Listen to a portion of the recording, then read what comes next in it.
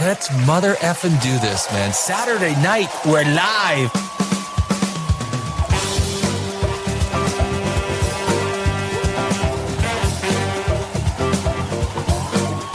Bingo.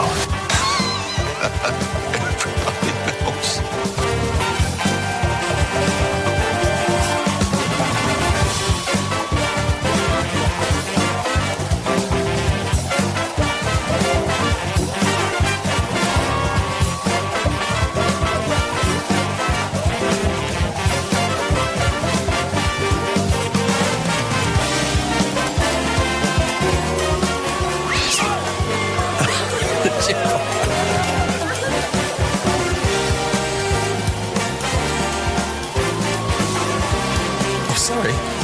You're still there.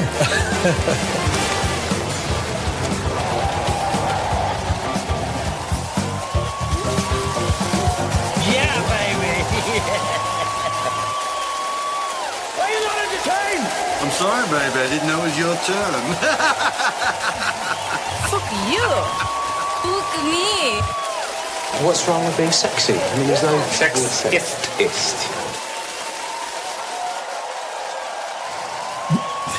Hey everyone, welcome to POPRAGEOUS Saturday. It's Saturday night. Damn. And the studio audience, oh man, the studio audience is absolutely going crazy. Oh, you know what? This is the full this is the full real show. You know what? Last Saturday, I swear to God, I on a whim, I said, well, you know what? I'm just going to start on doing a Saturday night show. I've been away for over 18 months on POPRAGEOUS, over 18 months. And I have some building to do. When you leave, man, you know, when you leave a YouTube channel for 18, 20 months, 21 months, maybe, was it? You got some building to do, right? So it's on my shoulders and I'm cool, man. Because Saturday, this is POPRAGEOUS Live. It's Saturday night. And it's a Saturday night show. I'm going to grow it. We're going to have some fun. It's all about, well, you know what, POPRAGEOUS, right? This is what we talk about, movies, pop culture, stuff that kind of matters. And I have a much different slant than most people do, so I don't want to make it sound like, well, I'm not going to make it sound like anything. Like I don't give a shit kind of thing. But the thing is, when there's so many channels doing the same thing in the pop culture business, in the movie business. And what the difference with me is I'm an award-winning screenwriter and a bit of an ass. You know, I'm a bit of an ass. So oh, thank you. Thank you very much. I think the studio audience is very caring in their selection of applause. And I don't, you know, there's a lot of pop culture movie review stuff out there. And so I am not anything like that. And POPRAGEOUS, I've been around for about 3 years. As an award-winning screenwriter, I believe if you Google my name, Danny Alex, I think I'm the most winning screenwriter on the film festival circuit. I've won hundreds of film festivals around the world.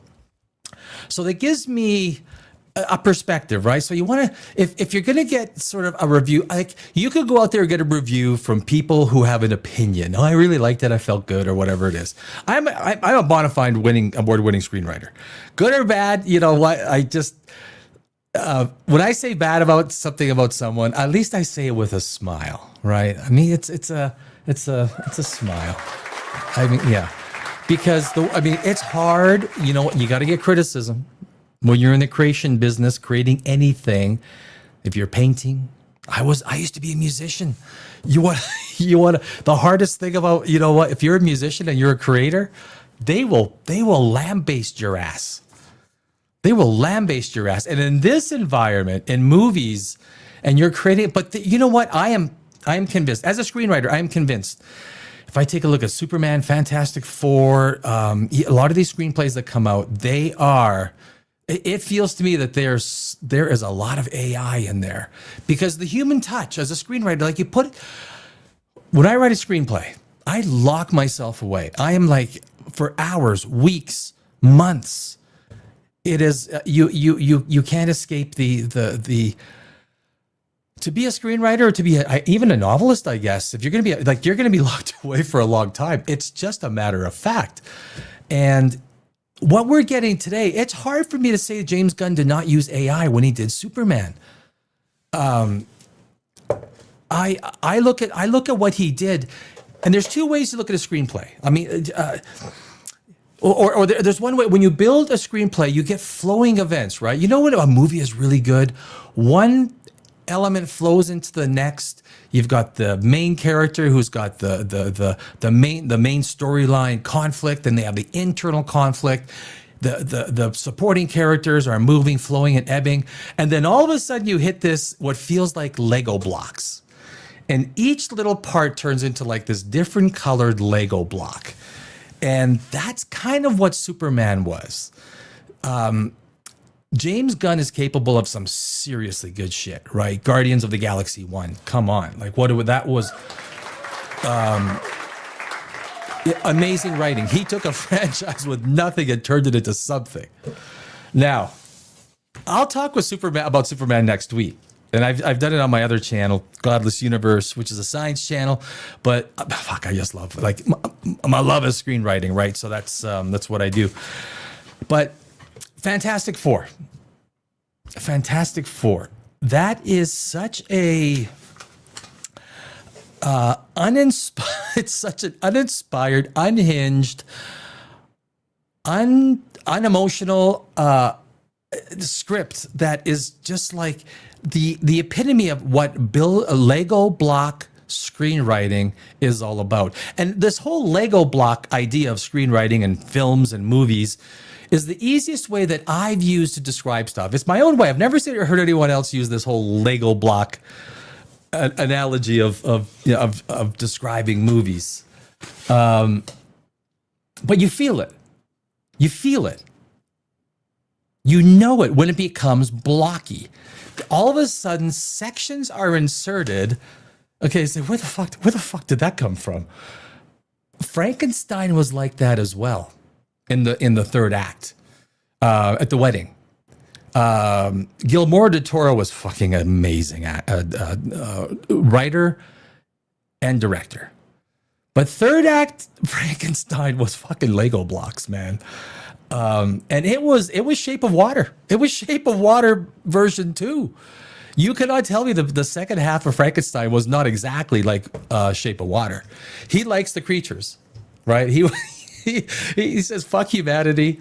I want the creatures to win. And that's cool because, but it was Lego blocks. And when you get to Fantastic Four, so Fantastic Four, I actually watched the 3 other Fantastic Four before I watched 2025. And I'm behind on the times because my channel, POPRAGEOUS, we've been out for like 18 months because I used to live in Los Angeles. I had to get my ass out of Los Angeles. It took a long time to sell my business, get out, and set up the live studio again.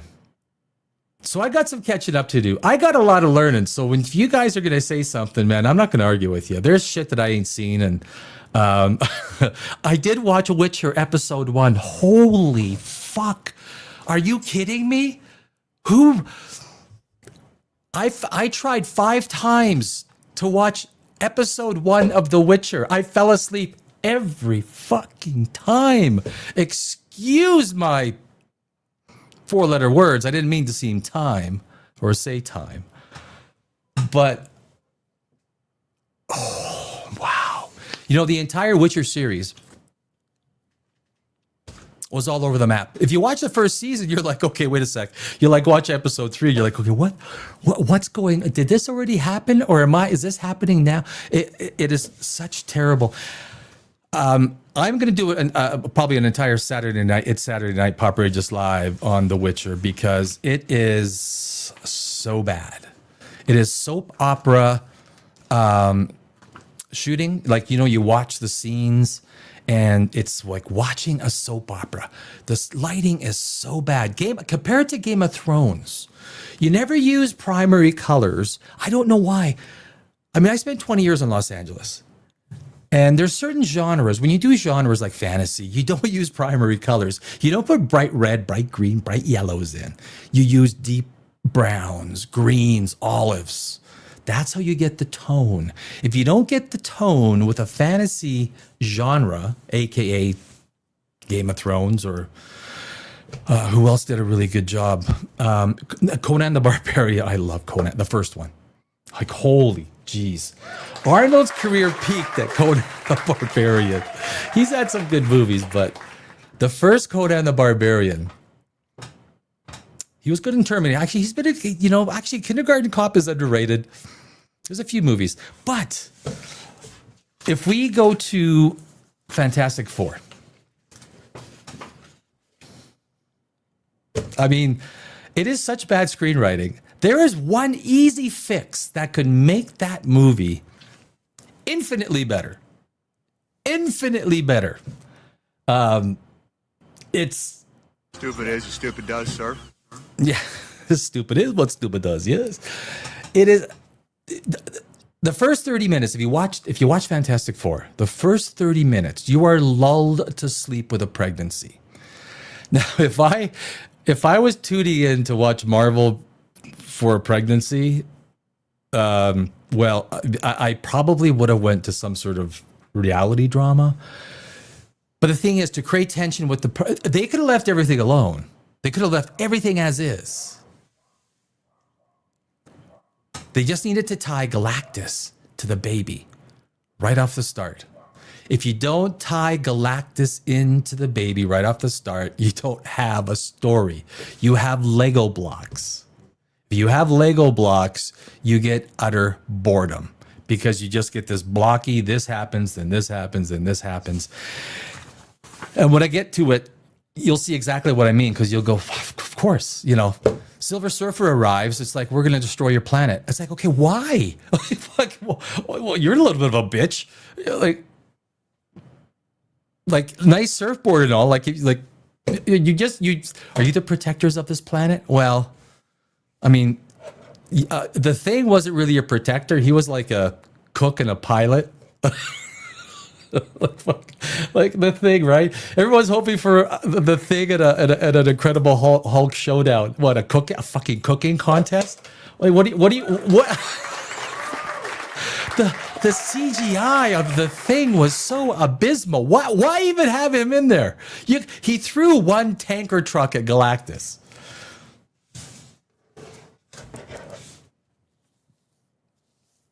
Beyond being a pilot and a cook, what was the Thing even there for? I mean, the Torch was there to kind of like, he was kind of trying to, get it on. There was a second storyline with the Torch that kind of made sense. I mean, it was a well-placed thing, and the whole idea of, deciphering the language and everything like that. But did you guys see in Fantastic Four, did you guys see those massive vacuum tube TVs that they stuck into the buildings? Vacuum tube TVs, those massive ones. I'm going to show you guys later on. I'm sure if you saw the movie, you remember. I mean, could you imagine changing those vacuum? How do you fit that into They're going to be in Doomsday. So how do you fit the Fantastic Four into Doomsday? But I will say for Fantastic Four, Vanessa Kirby stole the frickin' show. Vanessa Kirby. I'm telling you, I will watch Vanessa Kirby eat breakfast. If you're going to make a 2-hour show of Vanessa Kirby eating breakfast, I'll tune in. I'll buy tickets. There's something about her. In Napoleon, did you see Napoleon? Shit movie. Terrible movie. Although Ridley Scott is one of the best period pieces directors ever. Kingdom of Heaven.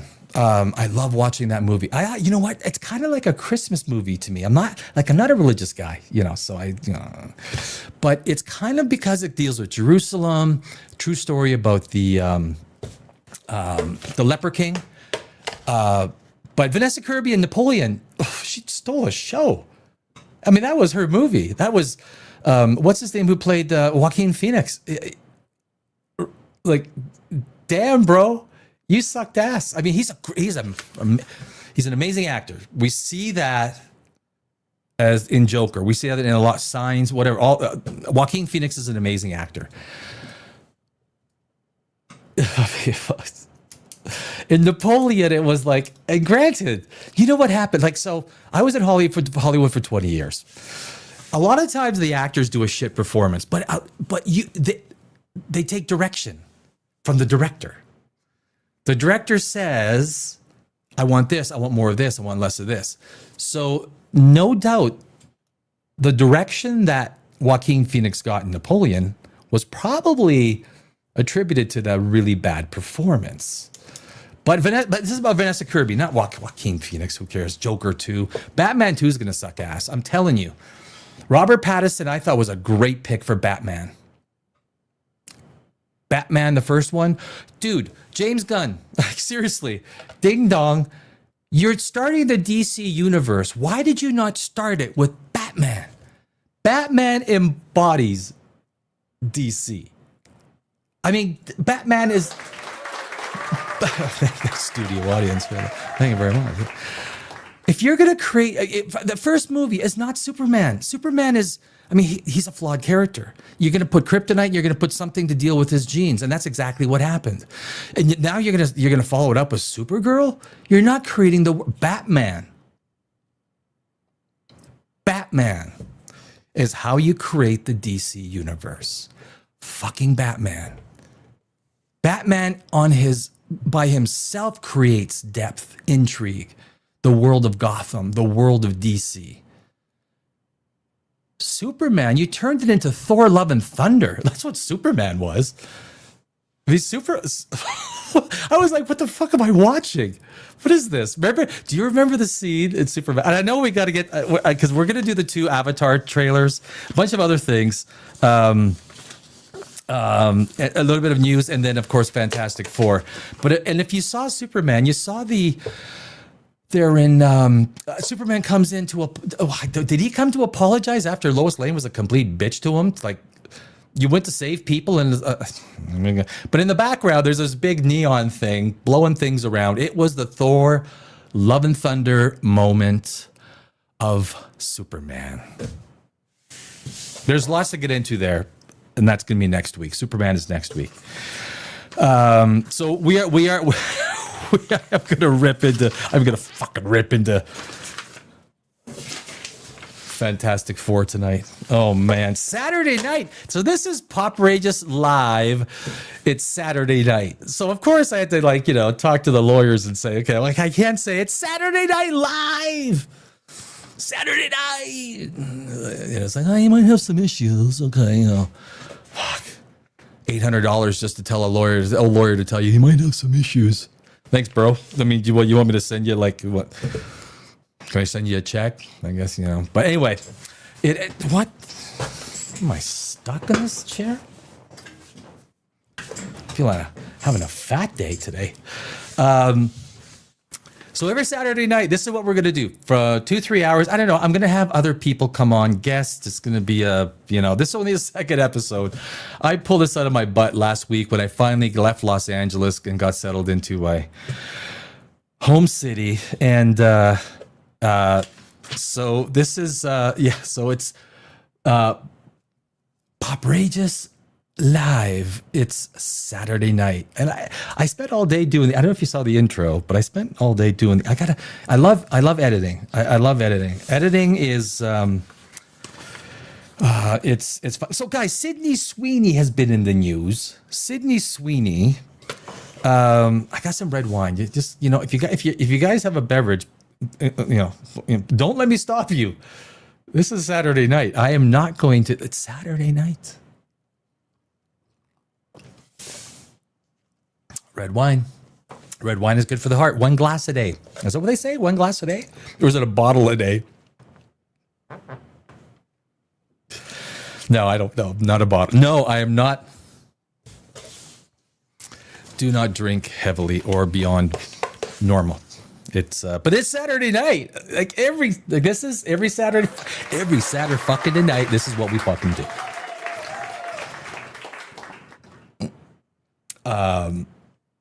So Sydney Sweeney, okay, so there's two sides of the culture war, right? Now, I know a lot of people in Hollywood that are good fucking people. They're good writers. They're good production people. They're good at what they do.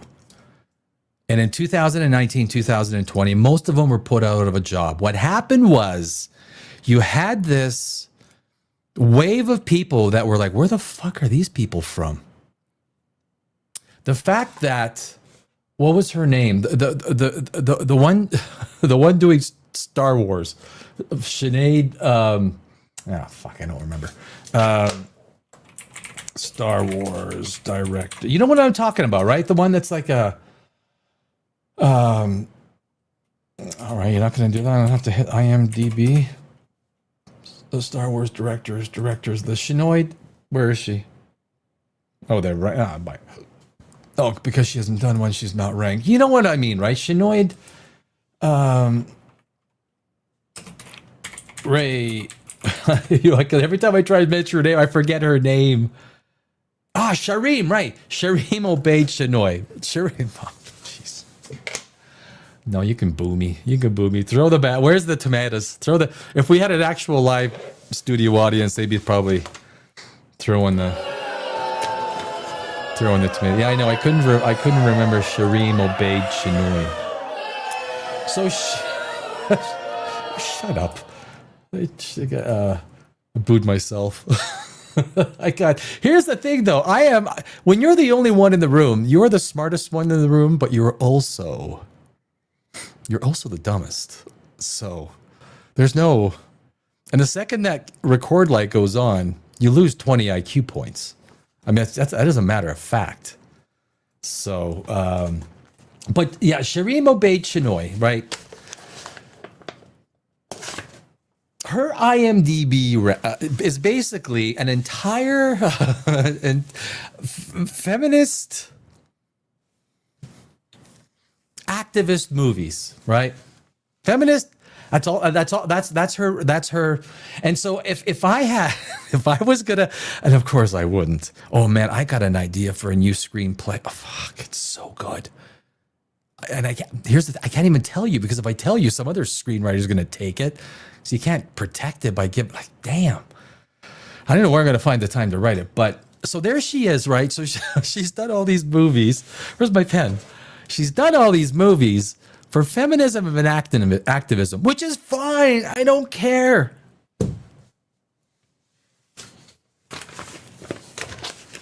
But is that the resume for a Star Wars movie? Is it? Is that it? No, no, it's not. It's like asking me, hey, Danny, did you want to write a Me Too movement-inspired feminist activist script that takes the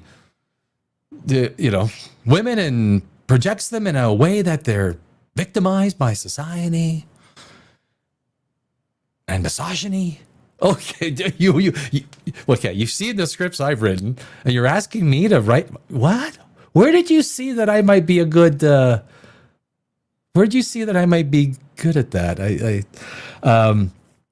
So, what's the difference then? I mean, I'll do it. I'll take it. Okay, I'll do it.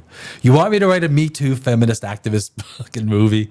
It'll probably come up more science fiction than anything else, right? Just like Shareem obeyed Shinoy, which if she does a Ray movie, it's gonna come out looking a little bit like a freaking activist movie. And you think Kathleen Kennedy and Disney doesn't know that? Of course they do.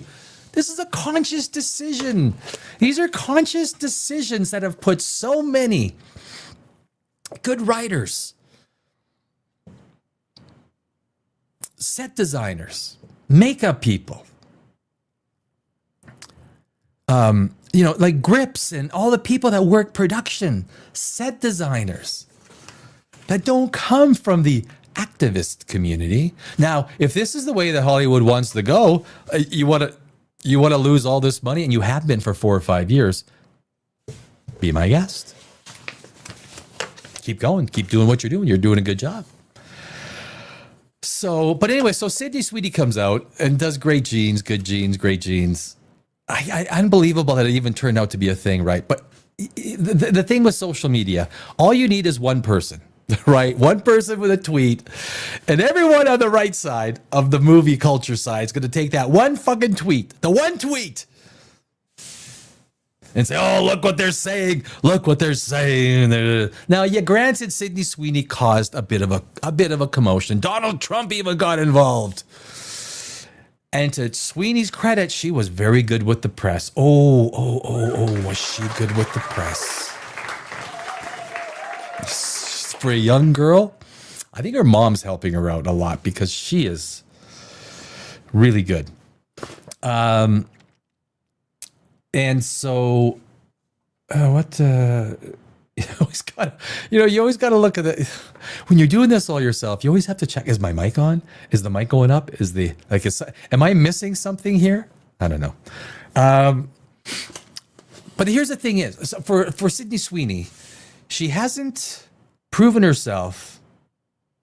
She hasn't proven herself as a actress, if that's the right way to say it. She hasn't had any big hits. She's had some TV hits, but she hasn't proven herself as an actress. Well, you don't believe me? No, I know you believe me. No, I don't think you do. But if you punch up Sydney Sweeney, like all of her movies, like okay, the last one, Christy. So look, I was a kickboxer. I was a boxer for about 8 years. Competitive. Took a beating, gave a beating once in a while.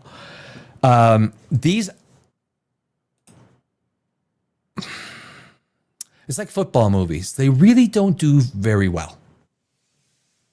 Boxing movies do not do very well. There's nobody interested. I am questioning. She did Immaculate. It was her production company. It lost money. And then her last movie, I didn't punch up her filmography. Her movies are losing money. And Christy is going to lose a ton of money. A ton of money. Someone's going to lose 40 or 50 million. She was talking about it as well. When you do art, it's like, okay, well, you know what? You could have took 40 or 50 million dollars and then you could have given it to women's shelters to really actually make a dent into people's lives. But you know, when something flops that bad, look, that was a bad choice. And if I was in Sydney Sweeney's circle, I would have said, no, don't do that. It's not a good idea. But she did. So she has to pick a project that is going to do better, basically.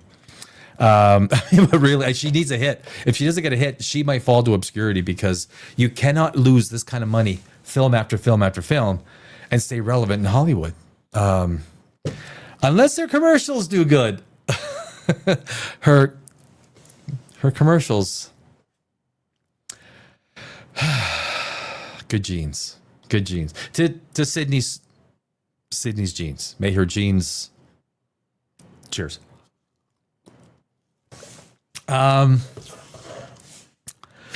got a list of stuff. I'll save it till some of the stuff till next week. Weapons. Have you guys seen Weapons? I'm gonna try and do Weapons next week. I might even do it during the week. Weapons to me is the first half. Again, first half is awesome. Second half is like, oh man.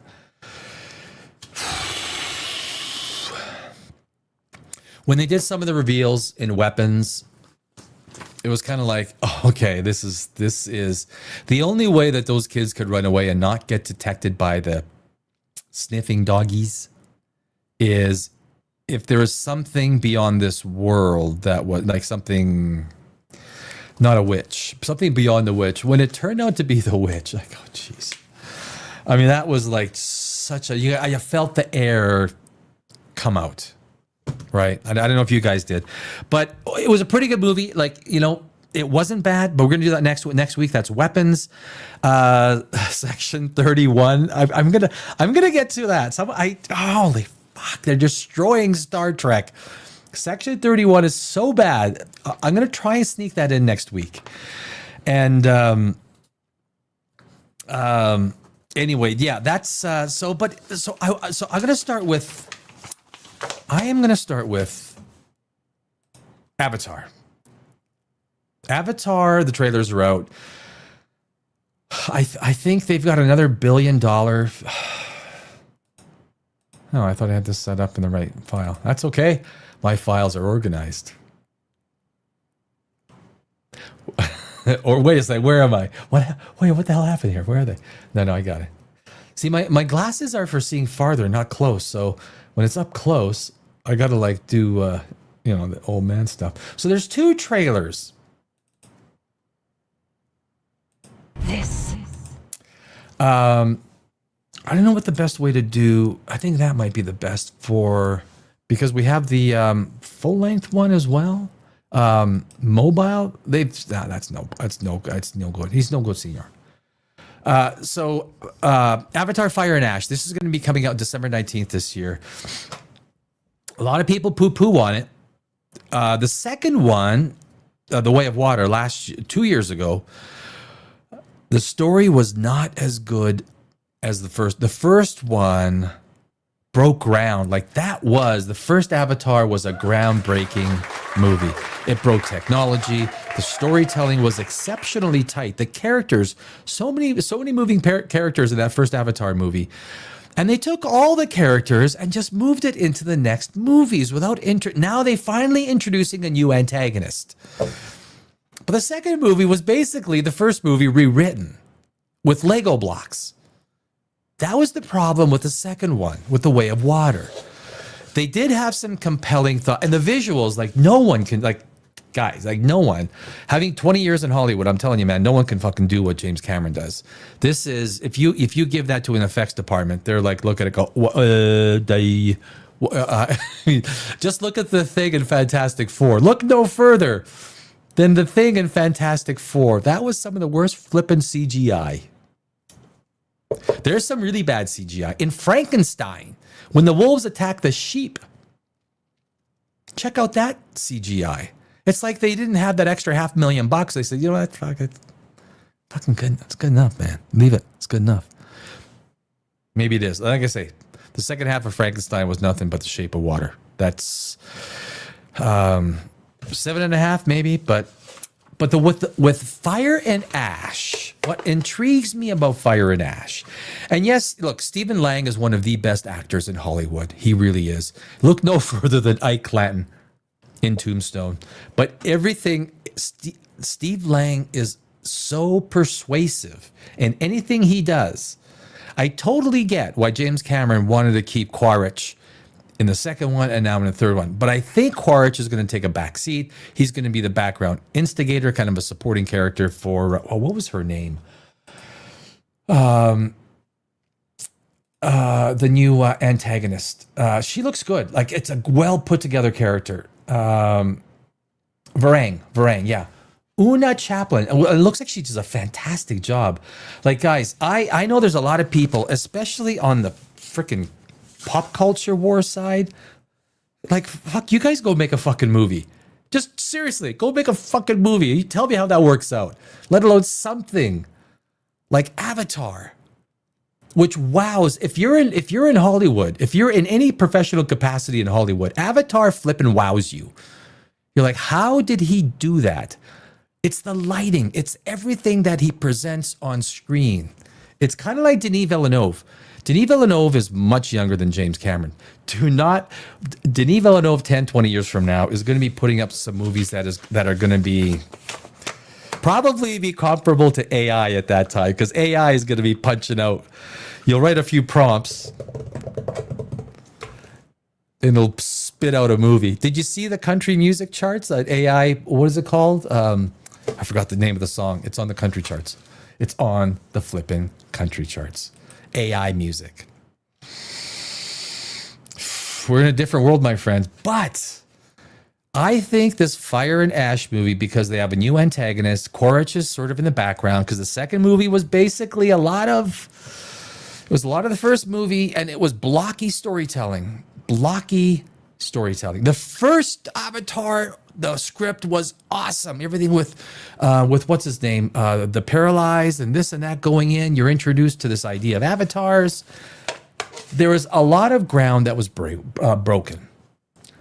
In the second one, there wasn't. In the third one, I think they're doing some things that might really impress story-wise. So let's take a look at the trailers. Is the only pure thing in this world. The fire came from the mountain, burnt our forest. My people cried for help. I think that's so. The setup is with Varang. What's her name? Varang. I'm not sure how James Cameron's preferred pronunciation is, but I'm sure he's gonna. We'll find out. We'll find out with the movie.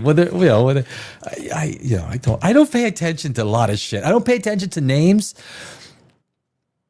Stuff I just don't pay attention to.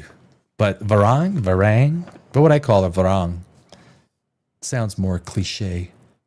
Not cliche. What's you know what I'm trying to. So the destruction of her area. She's blaming. What's the god? Oh my god. For not protecting her. But I think there's going to be a twist. There's a twist in Fire and Ash. Because what he's doing, so from a screenwriter, I take a look at what he's doing. And I see that he's setting up the trailers for a twist. That's what I see. And Awa. And it's going to be with Awa. It's going to be with the humans. And it's going to be with... so there's a twist coming. He's setting it up. And because... This Ash clan, this Fire clan, has been basically destroyed, just like the Neytiri's clan was.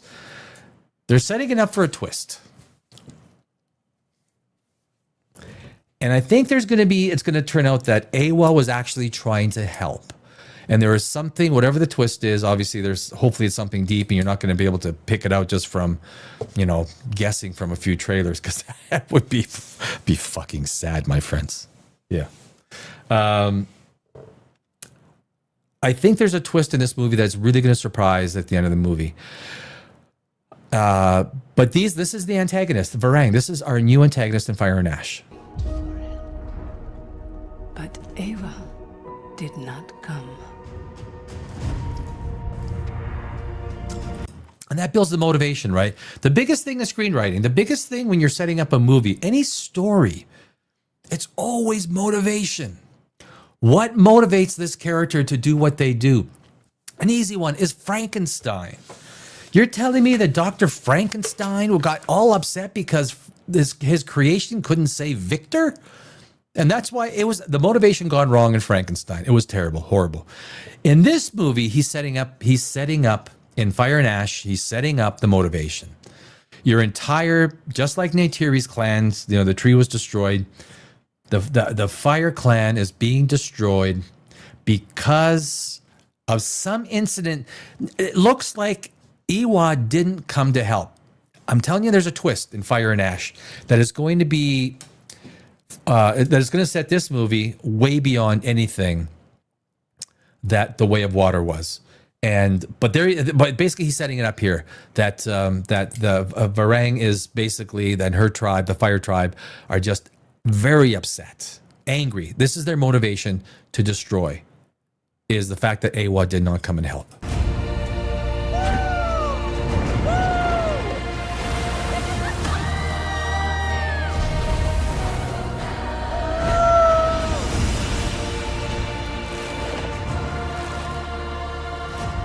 World goes much deeper than you imagine.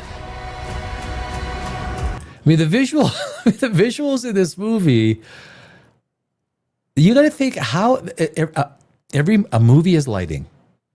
A movie starts and ends with lighting. It's all about lighting. And we look at the parts of, if you look at these Avatar trailers, the lighting I'm telling you, man, James Cameron will sit there in one scene. I'm sure he'll sit there for a week on a 5-second interval, and he's not getting the exact lighting that he wants. So he keeps redoing it or sets it up. If you get the lighting wrong, now mind you, this is all generated, right? So it's not like you could just put a sun up there and have, you know, lighting that makes it look like this is real.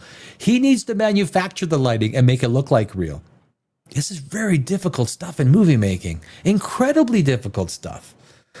Something that people in the movie business, or I mean, a lot of people are ex-movie business because they've been basically booted out of Hollywood and, you know, Los Angeles, understand.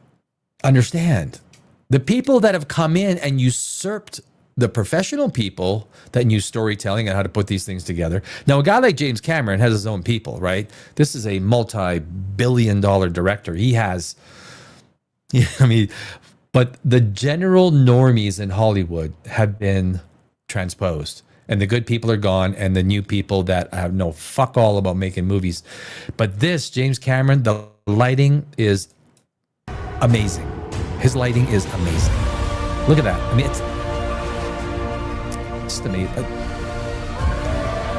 Look at the light. Like, that is conscious storytelling. He's gonna, like, the lighting is absolutely magnificent.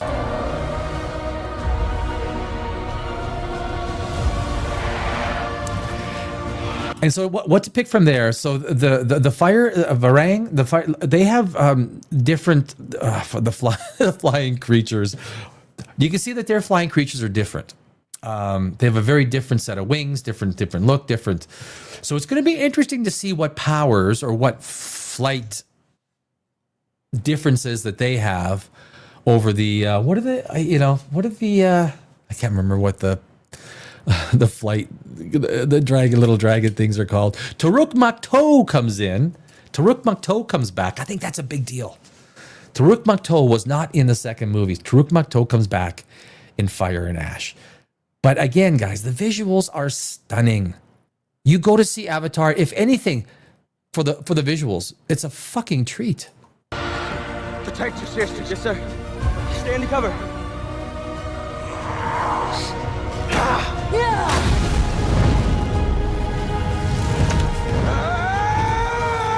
What does that always say? Sully stick together. No, the other one. Sully never quits. That's right. Sully's never quit. And I do think they show. I mean, I think it's common knowledge that one of the kids dies, right? One of the kids. Again, this is how you create motivation, right? What I do like about Avatar 2, that I think most people are against the ideology of turning movies into, even if it's subtle, turning movies into propaganda machines. A good story should never be based on quotas, limits, and it should be, just let people tell the damn story. Okay? Just let the story be told. And I think that's what Avatar does. James Cameron does not stop and say, well, we need these boxes checked. And if you take a look at what James Cameron does, he just tells the story. James Cameron is big enough, obviously, he doesn't give a damn. He doesn't give a damn about Hollywood. If you don't like his DEI practices or principles. Now, he's kind of a left-wing kind of a guy. It's hard not to be lefty in Hollywood. But his movies this one is very family-orientated. So if you're like on the right of center and you want family-orientated movies, you got one. You got one. Every Avatar movie is family-orientated. Neytiri goes, what looks like she goes on a killing spree. Looks like she is filled with hate. And it's, what's his name? I forgot the main protagonist. Jake Sully. They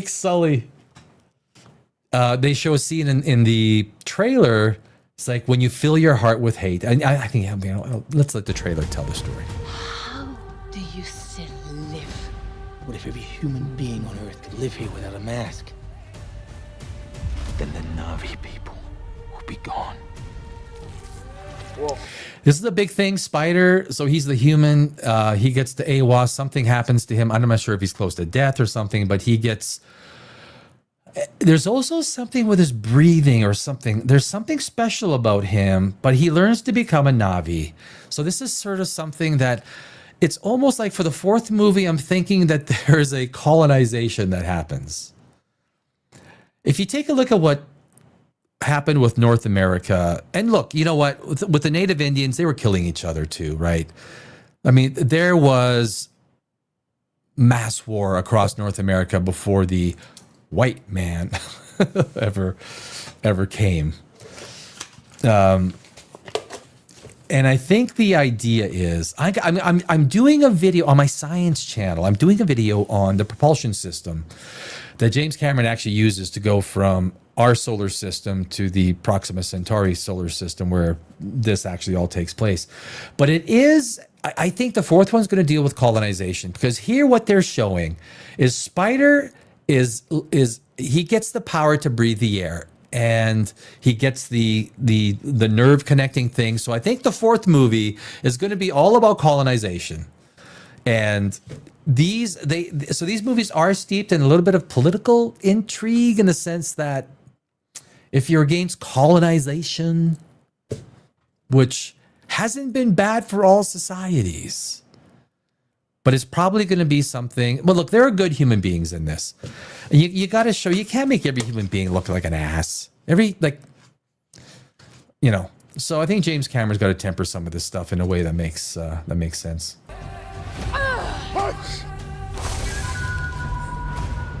You want to spread your fire across the world, you need me. Quaritch. He ain't going nowhere, baby. Stephen Lang. It's like when he's in a movie, it's like the Quiet Place. Sorry. Was it? Oh, you're still here. Sorry. The Quiet Place. What was it called? Still keep quiet. Oh, fuck. Here, I'll tell you what it is. It's so good, right? When Stephen Lang is in your movie, you kind of, I totally get it that you don't want to leave. And Quaritch is a great character. Don't breathe. The second one, not as good. The first, don't breathe. Fantastic. Stephen Lang is one of the best. He's one of the top actors in Hollywood, bar none. So I think he's taken a backseat. From what it looks like, he's taken a backseat to Varang, who is the main antagonist. She's motivated by the death of her, or the destruction of her, just like Neytiri's with the tree. Hers is the volcano fire and ash. And so, but Quaritch is back. There he is. Visuals, man. Visuals. Awesome. Look at that. I mean, the visual. So there we see, that last scene with them kind of going like this, I don't like that kind of stuff because it's cliche. Like, James, that's just cliche shit. The robots walking out like this in unison. That's dumb cliche stuff. I didn't like that in this trailer. But what it does show is there is some really big, heavy equipment in the background. The humans have come, and I don't like the fact that every human is just coming to massacre the Na'vi, or it feels that way. Look, most human beings are not bad. Like, most of us are good people. I don't think. But he needs an antagonist. But he makes all the humans look like assholes. I just don't think that would be the case.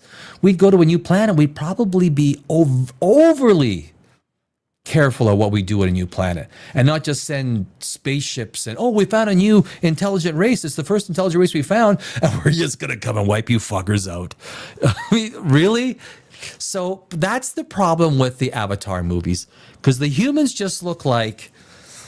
And then you equate it to the whole idea of what happened in North America and yada, yada, yada. It's like, come on.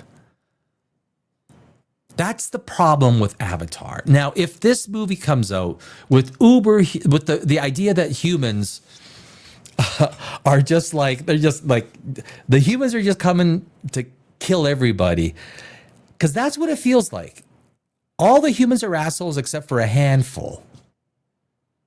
If we found life on another planet that was intelligent, tall, 12 foot tall, 10 foot tall, slender beings because their gravity was much lower.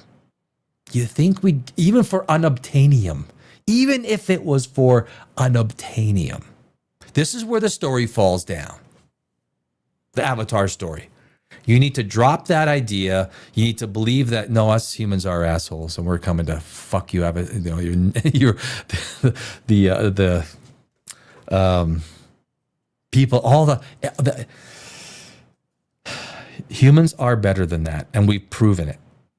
So that's the one hurdle. That's the one hurdle with Avatar. He makes humans look way too bad. Way too bad. It's hard to buy. It's hard to buy.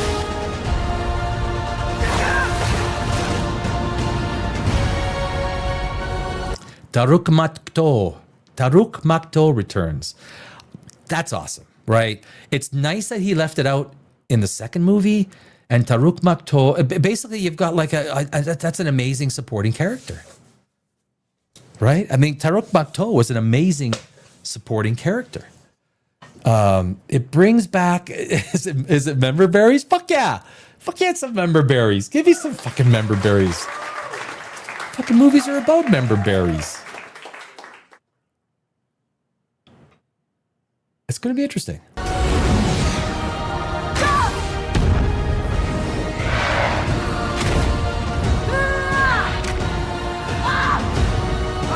There's going to be some good aerial combat. I'm telling you, man, what it takes, having spent so many years in Hollywood, what it takes to make this stuff, what it takes convincingly.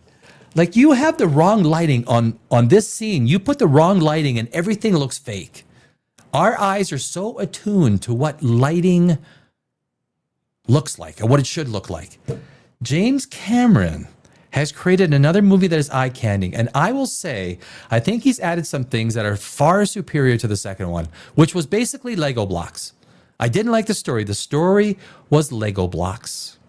It wasn't, The Way of Water was visually impressive. It wasn't story impressive. I think this movie, Fire and Ash, is going to be story impressive. I think, because if you remember, James Cameron delayed it 1 year. All of a sudden it was going to be year after year, and James Cameron pushed it out a year. I think James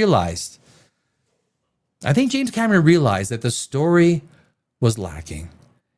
He put some depth in the new one. He put some things that, a stronger antagonist. He probably made story changes, which is why he took 2 years. Terminator is one of the best storytelling movies out there. I constantly, for screenwriters, I say, if you look at Terminator, you introduce the antagonist first. Why? Why do you introduce the antagonist first? Threat. You immediately know what the protagonists are up against.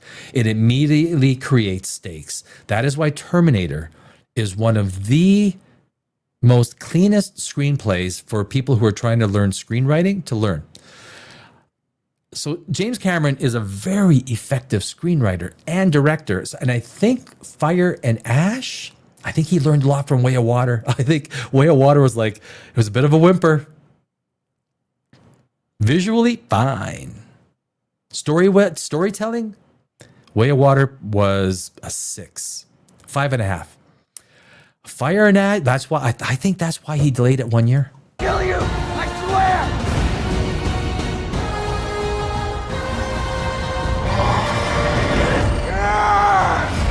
And there you see Taruk Makto. I think it's awesome. Taruk Makto is back, man. Remember in the first movie? I mean, the whole mystique that he created around Taruk Makto. The first movie is storytelling brilliance. As a screenwriter, you look at that and you go, damn, whether it was luck or not, a lot of times screenwriting is a little bit of luck because the director also has to transcribe, take the screenplay, and turn it into a movie. Just because you got a killer-ass screenplay does not mean that the director is going to take that and turn that visual gold that is scene descriptions and dialogue, and maybe the actors fuck it up, right? You miscast 2 of the major roles. It's like, oh, fuck. Aragorn. Peter Jackson. He knew right away Aragorn was wrong. He made that change. Peter Jackson is a great director. He proved it. He was left hanging by Guillermo del Toro on The Hobbit. But the first movie in the Hobbit series was good. I liked the first Hobbit. It had Hobbit feel, except for like, that's that barrel riding and that thing falling. They fall 500 feet to the bottom. And it's like, okay. Peter Jackson knows what he's doing. James Cameron knows what he's doing. But it does not mean you take a great screenplay and translate it into a visual. That editing, if you got a shit editor, it's like, okay, what the hell did you edited out all the parts, dude. And the editor has to obviously work with the director. And if the screenwriter is in there, or if the director is the screenwriter, just like Denis Villeneuve, that's why Dune are such great movies, because Denis Villeneuve is the screenwriter, and he is an excellent screenwriter. He is an excellent director. James Gunn is too, but I don't know what happened to Superman. I don't know. I'll talk about it next week. But let's go on. I think this one's over. Yeah. So there is one more Avatar, the second one. I don't think the second Avatar. This is the only pure thing in this world. The fire came from the mountain. Oh, wait a sec. No, my bad. My bad. Where's the video? Avatar. Wait a sec. Was that the same frickin'? You punking me, man? Are you frickin' punking me? So, okay. Burnt our forest. Right. Yeah. My people cried for help. This is a great antagonist, guys. I mean, I've written, a lot of screenplays. This is a great antagonist. This is the setup for a Neytiri Varang fight. Highly motivated. And I always, when I look at a screenplay, I look at the motivation. Why are these characters doing what they're doing? And I will go to Frankenstein because it's a recent movie. You can't say my name, say hand, say boot, say anything but my name, Victor. This is why he got freaking angry? Not good enough, Gilmoro. Not good enough. It felt insincere. It didn't work. The visuals, fucking amazing, Gilmoro. Frankenstein was too pretty. Frankenstein was way too flippin' pretty. He's a creature. He's a monster, not a freaking runway model. What the fuck? But this antagonist, I like what I see. If James Cameron can build this antagonist up with Neytiri, you'll have a lot of people will say, oh, it's girl power. No. Fuck. This is protagonist, antagonist. And Jake Sully is going to be in there. I want to see how all these characters come together. This is Hollywood at its best. Are they going to fuck it up? Or are they going to make movie gold? I think $2.5 billion on Fire and Ash. I think there's a twist coming that is going to just rock a lot of people. A lot of people. But Ava did not come.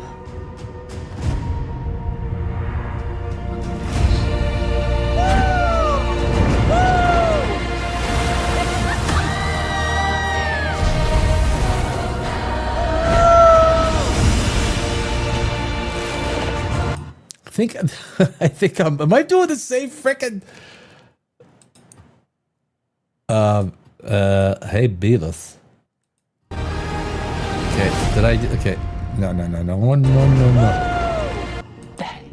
Oh, I did. I am doing the same trailer. Damn. This is what happened when you let dumb people with the mouse. Yeah, me. Oh, it's okay, my friend. Okay, let's go to the other trailer. Do I have the other trailer?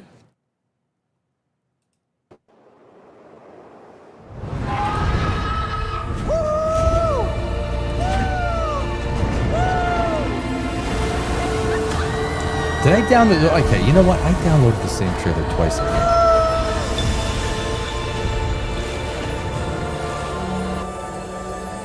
Oh no, here we go. The Here we go. strength of the ancestors. So I guess, yeah, so here's what happens. You let me on the controls. I will. I'm good at fucking shit up, and I will prove that over and over again.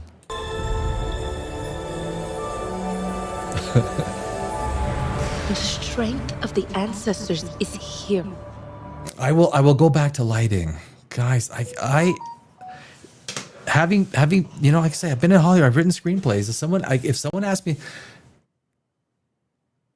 make this screenplay, it would not come out. It would not come out like this. We take too much for granted in the creative side of what we see on the screen, not understanding the stuff that takes abilities that are beyond 99% of Hollywood's skill set to perform and create.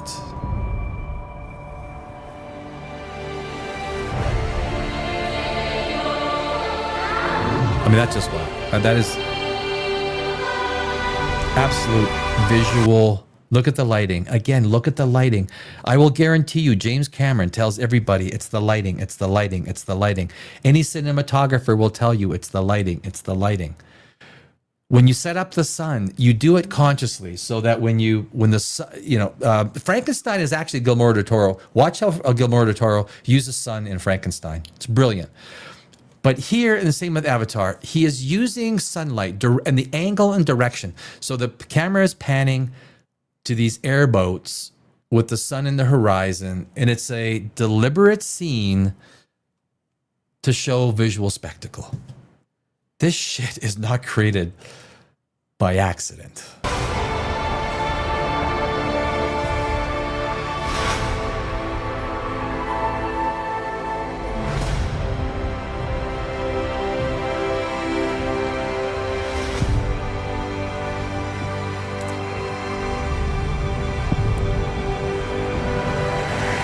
You cannot live like this, baby.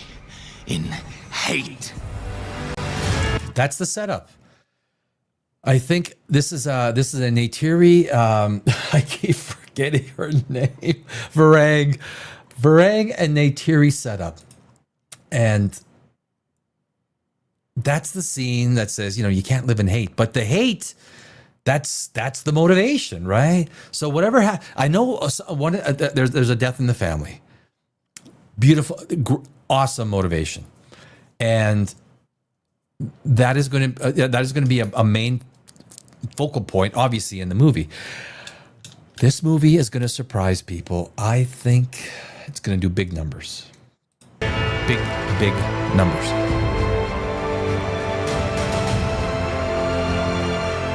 If there is something you can do, then you must do it.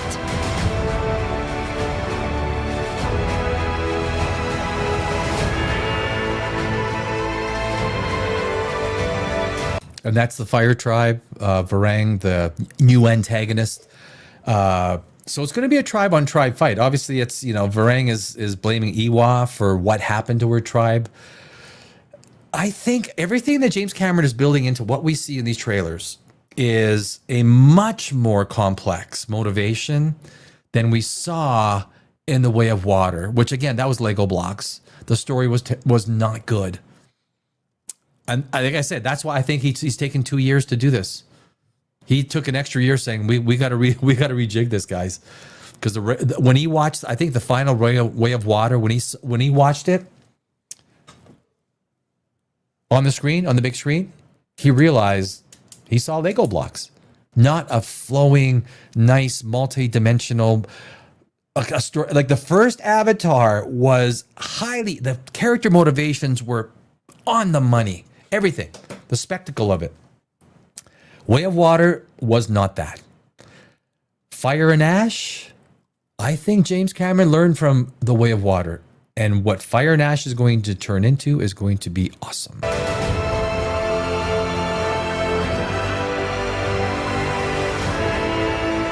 The children. No, Spider. And we will find another way. I mean, look at the visuals. You don't see this in other movies. If you only go to Avatar for the visuals and you hate the story, you hate the story, hate it, sucks ass. The visuals alone, you cannot see this in any other, especially with IMAX or any big screen. This is a movie that if you don't see it on the big screen, you don't see the full impact. Like, do you know, just to render these movies, I know in the first one, it took like all of Amazon servers in Australia an entire year to render the movie down to its final. And I think they had to add more servers because there's so much rendering. So when you render a digital movie, it means you're taking everything and you're compiling everything to an MP4. I'm not sure. They probably use a different file form. I'm not sure what file format James Cameron uses. But the rendering, it probably takes 3 or 4 months just to render Fire and Ash, bring all the components down. Now imagine if they make a mistake and they want to change something. Oh. But this is impressive. Look at the visuals. Look at the visuals.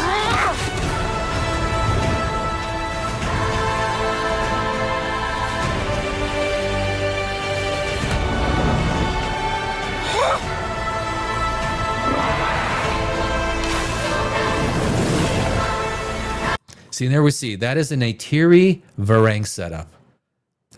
It's a fucking powerful setup, guys. It's powerful. This is. I think this is gonna have some emotional scenes in it. I do. This is about family. Like, there's no, and it doesn't matter whether it's a male or female. You know, with so many movies, there's a, it's a little girl that's a secret to everything. Yes, we know. James Cameron doesn't follow that. Yes, he's lefty. He's left of center director. Yeah, James Cameron. Yeah, he is. But he doesn't go woke. This is going to be a family movie. Fire and Ash. It's going to be about family. Strong family theme. Stronger than Way of Water, which tried too hard and failed at it, I think. Fire and Ash is going to be a strong family. It's going to be Neytiri versus Varang. And it's not a girl boss movie. That is like, I totally get it. And it frustrates me too about so many movies nowadays, right? This is going to do justice to the character. Because James Cameron doesn't care what the sex is of the character. It will have motivation. It will have depth. It will have reason to exist and a reason to do what it's doing. And this is what we're seeing in these trailers. I think we're gonna get blown away. I think, yeah. Your goddess has no dominion here. Guys, I am looking forward. December 19th. Awesome. I am looking forward to Avatar. I was not looking, Way of Water was kind of like, yeah, I'll go see it. Yeah, I'll go see it. Ash and Water, I think James Cameron learned what was wrong with Way of Water. He saw it. He's like, oh, no, that. And that's why, remember, it was supposed to be 2020, 24, 25. He saw it. He said, I need 1 more year to rejig this stuff. He probably did reshoots. He probably spent more money. But when you're James Cameron, I don't care who the CEO is, Bob Iger, whoever it is. I need another 100 million, 50 million to fix this thing or to do reshoots. Does James Cameron get it from Bob Iger? Fuck yeah. Do you think a company like Disney wants to lose? Well, I mean, obviously these Avatar movies are tied to Disney, but do you think they want to lose James Cameron on his next movies? James Cameron is powerful. Peter Jackson is powerful. I would say they will outlast any CEO of any company at any studio. They will be there way longer than any CEO of any studio. This is the power when you get to that level that you can start to control. You roll the dice and you can almost tell what the role is going to be. And this is, like I say, James Cameron. Denis Villeneuve is getting to that point. I mean, there's a few directors that are there's a few directors that aren't just like J.J. Abrams or like holy fuck. There's some bad shit. Section 31, Star Trek. Have you guys seen Section 31 Star Trek? Seriously. I've watched half of it so far. Maybe 3/5. Section 31. They spent like what, 200? Holy, are you talk about bastardizing Star Trek? Hey, did you see season 2 the musical Rhapsody of Star Trek, the season 2 episode 9 of the dance off? This is not what this is not what science fiction writers come in. Like, if you got a lot of sci-fi screenwriters that come in and they sit at the table, as a screenwriter, this is, I obviously I do talk to other science fiction, horror, fantasy screenwriters. I don't write any Me Too activist shit. It's not my bag, man. But if someone came to me, hey, Danny, you want to write a Me Too activist, female feminist movie? Really? Is this kind of like Shireen Obaid Choi? Like, you want her to write a Star Wars, now you want to sign, like, I'd do it. I'd do it. Yeah, right. I get a little bit of applause for that. The movie business is messed up. And if Hollywood wants to continue to lose money the way they're doing, then they will continue to lose money the way they're doing. David Zaslav at Warner does not want to. He's a money man. Zaslav at Warner is a money man. He's got the most powerful properties for Lord of the Rings. Why have you let that sit dormant for so long? Why if you own Lord of the Rings, why have you let it sit there for so long? I mean, Harry Potter has been, they have Dune. There is an end. Okay, the new Dune, the TV show with the Bene Gesserit, not good. I watched 2 episodes. And the problem with me, I'm so busy because I have a science channel, so I do science stuff. I had a business, I sold my business, and now, but even if I'm going to watch a TV show, it had better be somewhat worth my while. If I'm going to review a TV show, I watched all of I did watch all of The Acolyte, okay? I did. But The Acolyte was so bad. Watching The Acolyte and reviewing The Acolyte was joy in itself. The Acolyte was the epitome of, it can't get any worse. I guess it can. Because if Shireen Obaid-Choi does the Ray movie, I don't think it's going to happen. I just don't. There's no way. There's no way. There's no way. If they get the dailies. So the dailies are certain scenes are shot every single day, right?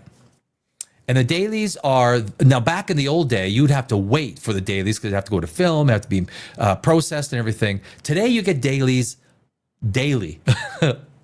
Literally, dailies are created daily. I think it's hilarious when Bob Iger talks about storytelling. You're a fucking ex-weatherman. What story have you ever written? Did you go to university and study English? I mean, I did. You're a weatherman. You should not be deciding what scripts are picked at Disney, Mr. Iger. Now, if you're just commenting it, fine. You're a CEO, you get to comment on it. The idea of what makes a good script or screenplay or story should be done by people who know what the fuck they're talking about. That's just something.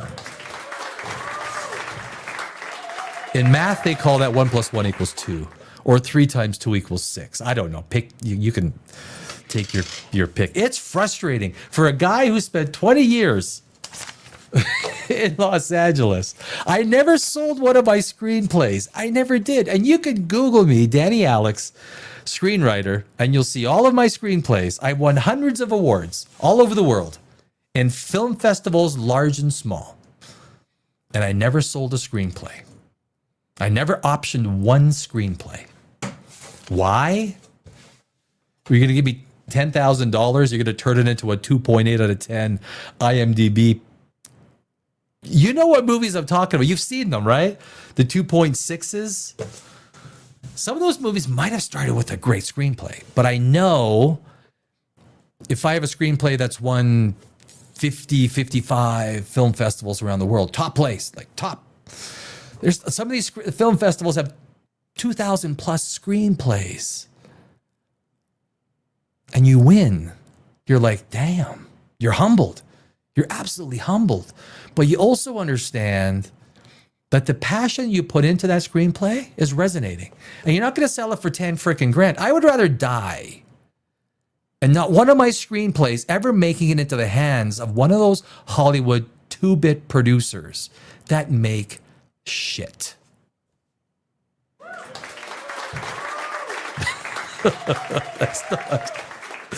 That part's not really part of the comedy routine, but it is true, guys. So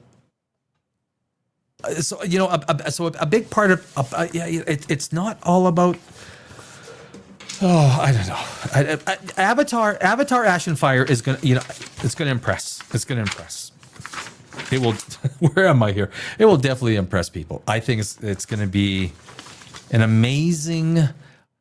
It wouldn't surprise me. I mean, I'll go to them right now. It would not surprise me if Avatar Fire and Ash becomes or comes close to becoming the #1 movie of all time.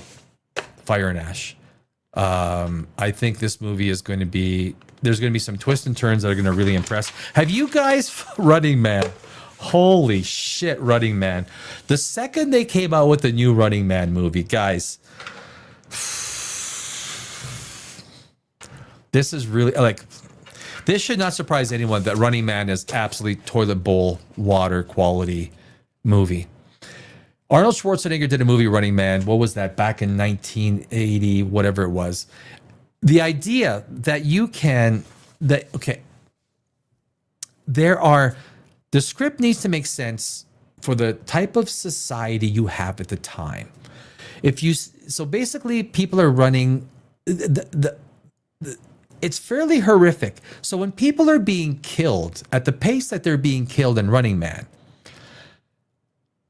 there needs to be motivation to human death. This is the easiest way I can put it. From a screenwriting, why do people not want to go and see Running Man? There needs to be motivation to the death of a human being. Not just for shits and giggles, although sometimes that is pretty, that can be okay. Yeah, that can be,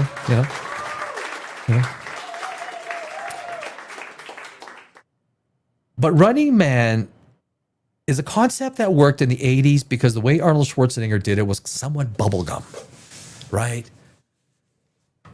They tried to rehash a concept that had no fucking way of working unless you set it up for a real motivation for these contestants to be killed. Like a solid motivation. I haven't seen the movie. So, but I'm just saying, my first instinct when they announced it was like, oh my God, why is there no Event Horizon 2? Why is there no Event Horizon 2? Give that to a screenwriter that knows what they're doing. I don't need to see Running Man 2. Running Man, the first Running Man was plenty. I don't need to like that. What's the actor's name in Running Man 2? He's a pretty good actor. He was in the Avatar. No. You know what? I always say, like, you can get away with being mean if you say it with a smile, right? Running Man. Where the hell is it? There it is. So Running Man, I mean, this is just a bad idea. Oh, why didn't it come up? Going to IMDb, Running Man 2025. Running Man 2020. There it is. Yeah, Glenn Powell. Glenn Powell was, I mean, he was fantastic in, he's a good actor. Like, he's not bad. This Running Man should be no surprise that it's going to freaking bump. Basically, almost anything they put out. Was a stupid idea, Running Man.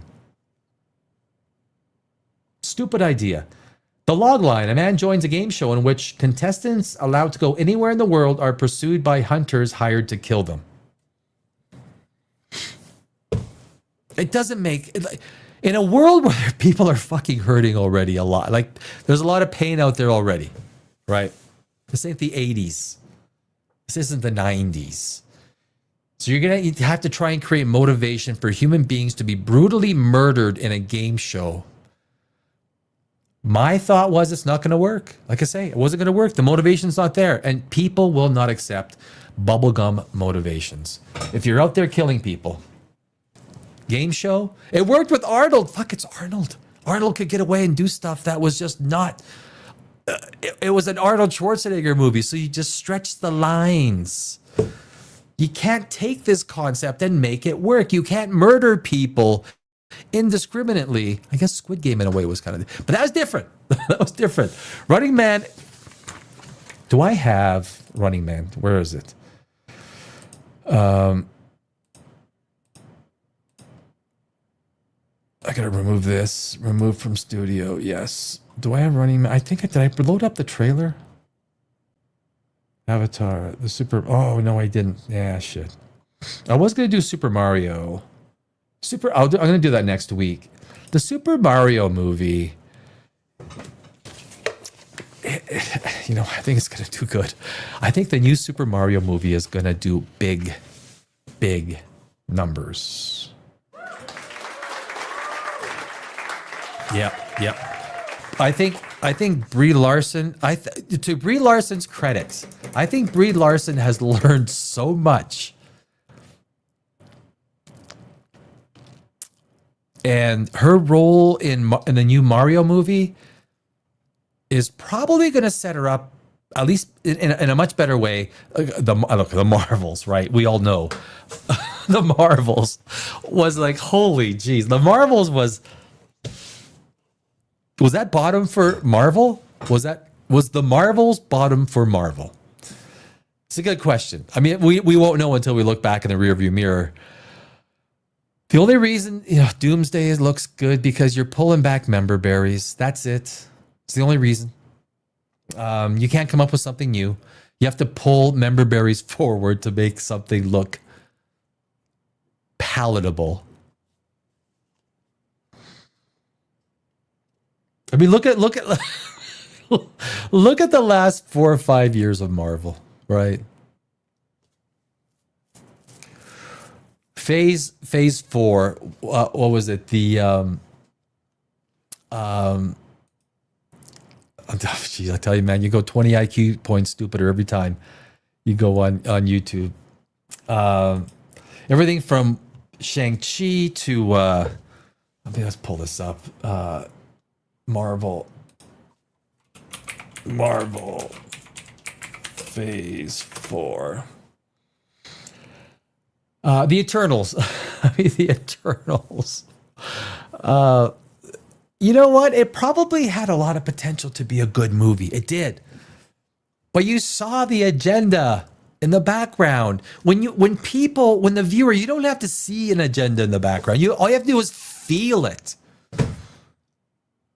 Then everyone that argues on the other side of it, I'm not, I don't pick.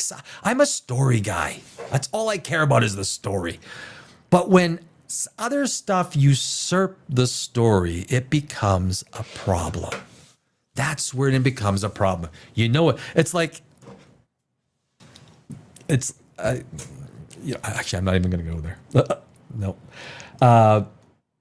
But the Miss Marvel, Shang-Chi, Thor, Love and Thunder. You remember? You remember Phase 4?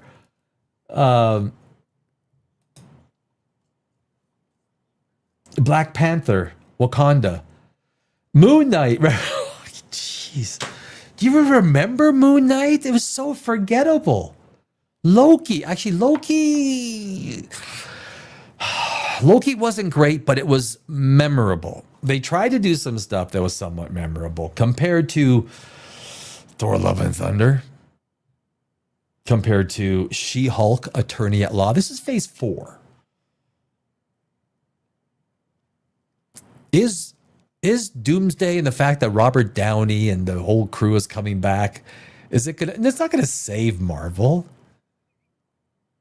It's only gonna allow them one more kick at the can before they're fresh out of ideas, before Robert Downey Jr.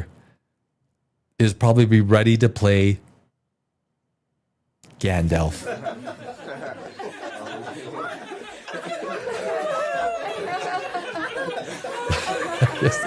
An older character. He's ready for the old times, you know.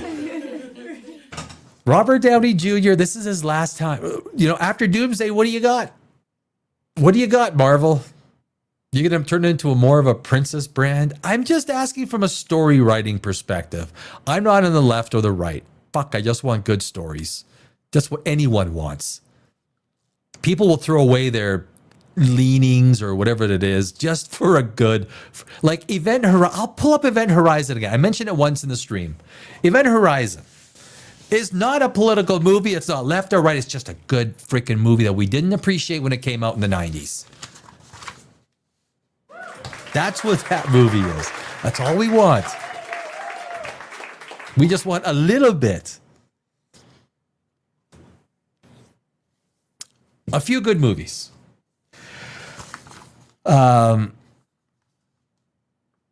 And you know, it's, well, you know what I am going to pull up. I'm going to pull up video file. I'm going to put up Super Mario. Add to stage. So Super Mario, excuse me as I itch at my eye. Super Mario, you know, the first one kicked ass, right? Did it deserve to? I went to go see it and I enjoyed it. You know, you sit back and you think, I actually saw it when I lived in Los Angeles and I obviously just moved away, but did I enjoy it? You know what? I did. It felt like I was reliving the game. Compared to Garfield, which was absolute utter monotonous boredom. You need pacing, right? So pacing in the screenwriting perspective creates it makes you these ups and downs. Garfield had no pacing. It was flatline. Dude. Mario, and I think this new Mario is going to impress people. It's going to impress people. I mean, we're almost finishing 2025, right? I mean, 2025 is, I mean, we're close. I mean, it's, what, 6 weeks left? 6 weeks left in 2025. We have the whatchamacallit? The Green Witch. I tell you, I can't remember what's the day. Yeah, and that's probably going to be that's a Universal movie. That's probably going to do pretty good. Avatar: Fire and Ash I think that's going to do really well. It's going to surprise people. But there isn't too much, running back. What is did we get the box office numbers? Let me just punch up. We got the Friday numbers. Oh yeah, Now You See Me, Now You Don't was out. Right. Oh my God, I totally forgot. I even had that written down. Friday night, 8.4 million domestic. On 3,403 theaters. I didn't hear great things about it. Like there was, a lot of kind of, Now You See Me, Now You Don't. What's the budget? It looks like it's going to be having what, $40 million opening weekend ish. Budget 90 million. 90 million. At best, that's a movie that's going to break even. At best. Now You See Me, Now You Don't. If it did 8.4 million on a Friday, with internet, if it does good internationally, you're going to have 40 million opening weekend. 40 million. And that's going to turn out to be, you know what, 90 million. You basically triple the budget. At 90 million, you got to take 50% for marketing. It's usually even more than that because other peripheral cost of putting a movie out there. So let's say it's 100 million. You take 50 million with marketing, everything else. You got 150, 50-50 split with the theaters, 300 million. So if you $100 million production budget movie, just triple it. That's the easiest way. Now that is the box office, right? So you get 50-50, you get 150 million back. Now if it does 500 million, understand that you only get 250 from that because the theater still gets their 50%. And so $150 million, $100 million budget movie on a $500 million gross is probably going to net between 80 to $100 million. I don't, Now You See Me, Now You Don't, with a $90 million budget. So basically it needs almost 300 million to break even.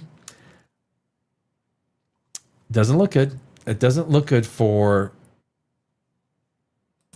profitability. The Running Man came second with 6.45 million. And if we check the Running Man budget, 110 million. Oh my God. Oh, no. Yeah. Oh, jeez. So the Running Man, if it's had a $6.5 million Friday night, all right, that's enough. That's enough. If it had a $6.5 million Friday night, at best you're looking at $25-30 million weekend. I don't know what hey, you know what? Sometimes these movies really surprise on the international side, but you're looking at, oh man, this thing is going to lose. Who's the Paramount Picture? It's Paramount. The Ellisons just bought Paramount, and they have a big ass loss on their hand. So I think the Running Man is probably going to lose. What is it going to lose? Well, 50 million. Running Man's going to lose 50 million. It might lose more because it's not a good movie. It's not a good concept.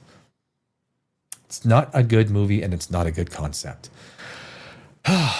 You know, you can't just go back into the past. You remember the era where stories would come out? I spent 20 years in Hollywood, 20 years in Los Angeles. I lived in Los Angeles for 20 years. I just moved out on May 11th.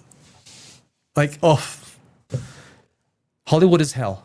The things that have changed over 20 years is mind-blowing. It is a city that is like Los Angeles Street. The entire street for blocks completely boarded up. What used to be small businesses are now just closed storefronts. And that is all over downtown Los Angeles. It is all over Melrose. It's all over 3rd Street. It's all over everywhere. Los Angeles is like literally what a society looks like when it's de-evolving, if that's the way to put it. De-evolutionizing. Oh man.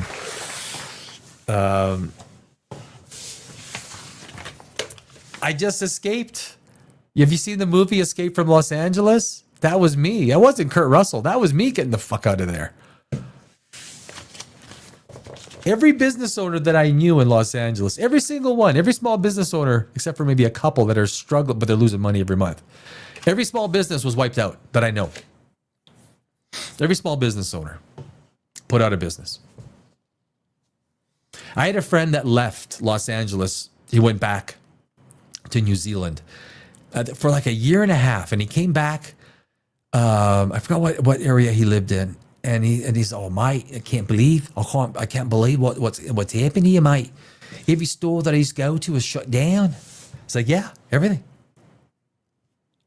3rd Street Promenade in Los Angeles used to be one of the best places to go. 3rd Street Promenade, gone, wiped out. For lease, for lease, for lease, for lease. It's a confluence of events. I worked at Wall Street for many years. I was an economic analyst and I was also a market maker. This is a confluence of events. What COVID did, what did COVID do? COVID was the largest wealth transfer from small business to Amazon, Costco, Home Depot, and Walmart. It was the largest wealth transfer ever in the history. What happened?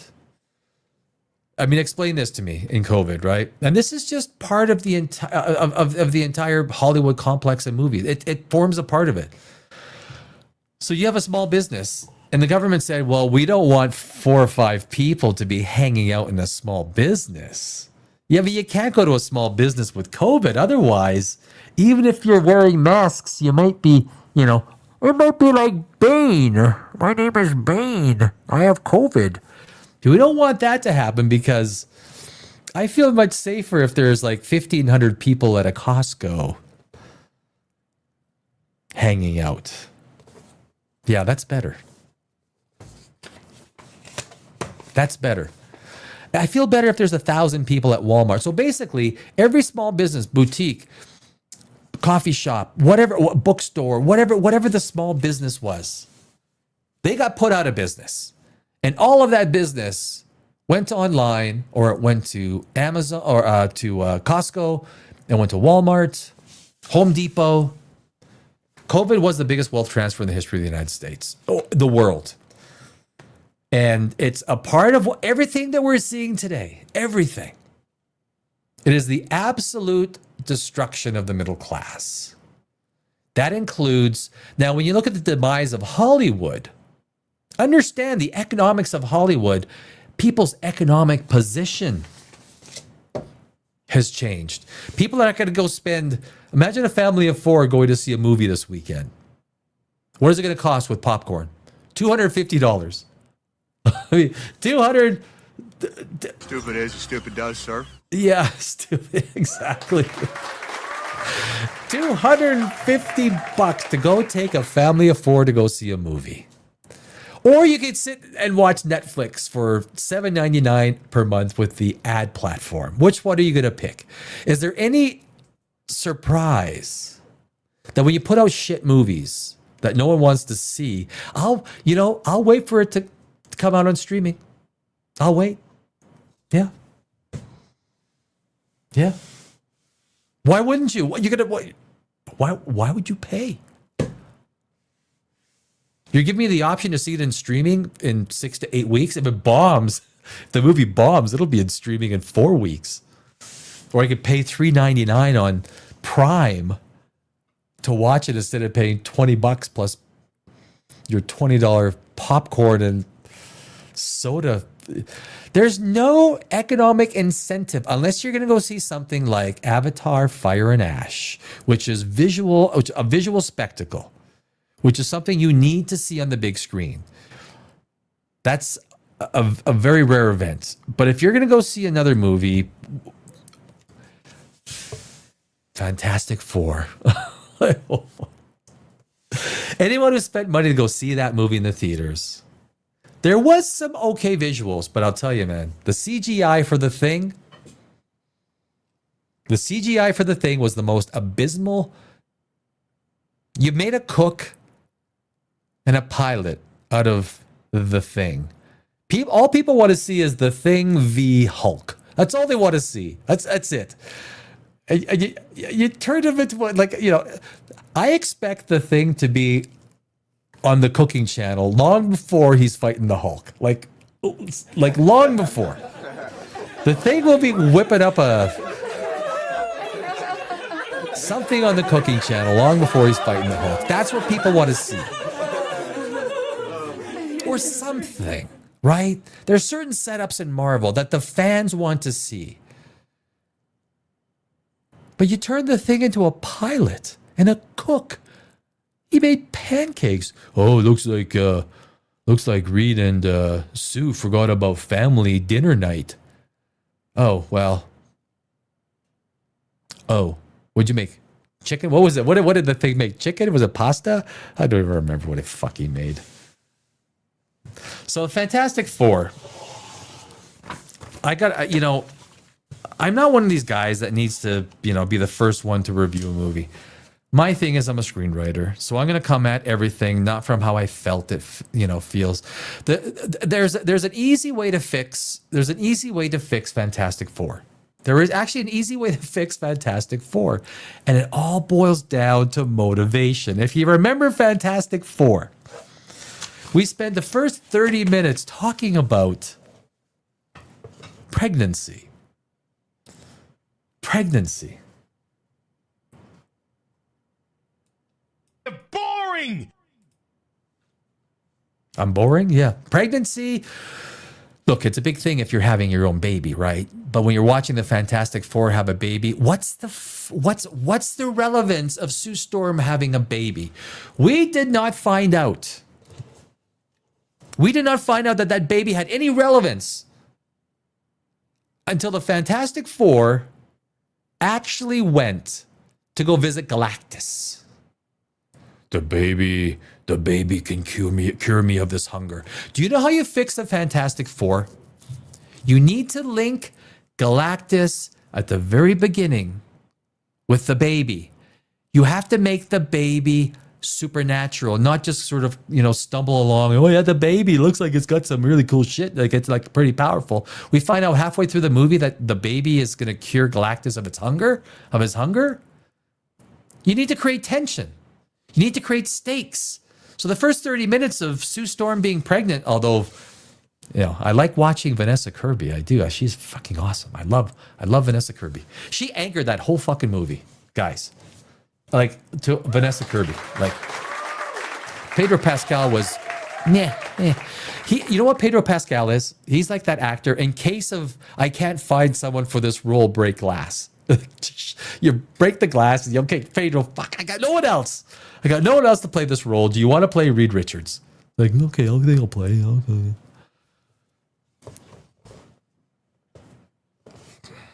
So how do you tie the baby in with Galactus so that there's stakes right from the beginning, right from the point of time? Sue Storm looks and she smiles. Kirby played that magnificently. You knew the second that she just smiled. You didn't even see a pregnancy test. She just smiled. This is a great face actor, right? Vanessa Kirby is a great actress. What you should have done, the second that Vanessa Kirby realized that she was pregnant, and it could have either been right there or when she went to Reed Richards, because he's looking for something in the drawers or cupboards, right? Stupid man can't find anything. Stupid male. At the point of time that we know that she's pregnant, that's when you go quickly. We kind of like do this little zoom, or this little like fade into this silhouette of Galactus. We're like, okay, whoa, what's going on? And then we go to his face and boom, his eyes open, come back to Sue Storm. What that does is it immediately triggers the pregnancy to Galactus, because we don't get any connection to the pregnancy for halfway through the movie. It means nothing to us. Even when shallow balls, shallow ball, not balls. Shallow balls. I know she appeared in 2 pages of a comic book. Comic book purists, man, they were fucking pissed off, right? Comic book purists, they were pissed off. The Silver Surfer as a male, or if he was male, would have been better. It would have been more sinister. There's a difference between men and women. Women can't be as sinister as men. It's just, we just don't look at women as being. Would it have been better if it was a male? Yes. Would it have appeased the core crowd? Yes. Was there any reason for the Silver Surfer to be made a female beyond DEI and checking a box? No. Did she do a bad job? It wasn't horrible. It wasn't great. It wasn't horrible. They could have made it better, though. So she comes down Do you remember she comes down? Have you seen the movie? This is obviously filled with spoilers. This is from a pure story perspective, right? From a screenwriter perspective. She comes in, luckily, to the city where the Fantastic Four are, right to the street where the Fantastic Four are. Are you the protectors of this world? Yes, we are. Oh, fucking. I guess I don't have to go to Tokyo or Berlin or anywhere else. I guess we got you motherfucker protectors right here. And so the Silver Surfer comes and says, we're going to destroy your world. We felt nothing. Why did we feel nothing? Because there's no motivation behind it. Why is Galactus coming to destroy the world, the Earth? Well, you have to have a motivation. You have to have a reason. Motivation builds purpose in a screenplay. Motivation. Any screenwriters out there looking to build good characters? Motivation builds purpose. So when you look at a screenplay or a movie, and you're wondering, what's the motivation? So Galactus is coming here. We still have no connection between Galactus, Silver Surfer, and the baby. So nothing ties up. We have all these loose ends that are kind of like Lego blocks. And again, I go back to if the movie feels like Lego blocks, just, you know, a red block beside a green block beside a blue block, you got shit. You got porridge.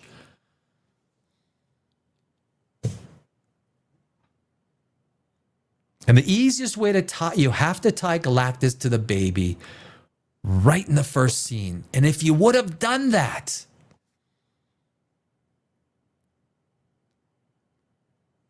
when Vanessa Kirby smiles at the very first scene, remember, you need to build stakes. You need to build tension. Think of Terminator, the first Terminator.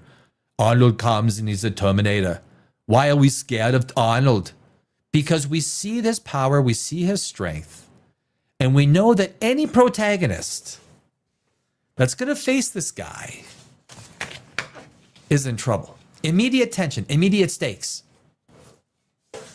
In the Fantastic Four, there's no tension, there's no stakes, there's nothing.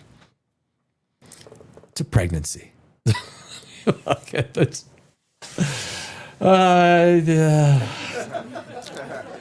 a pregnancy.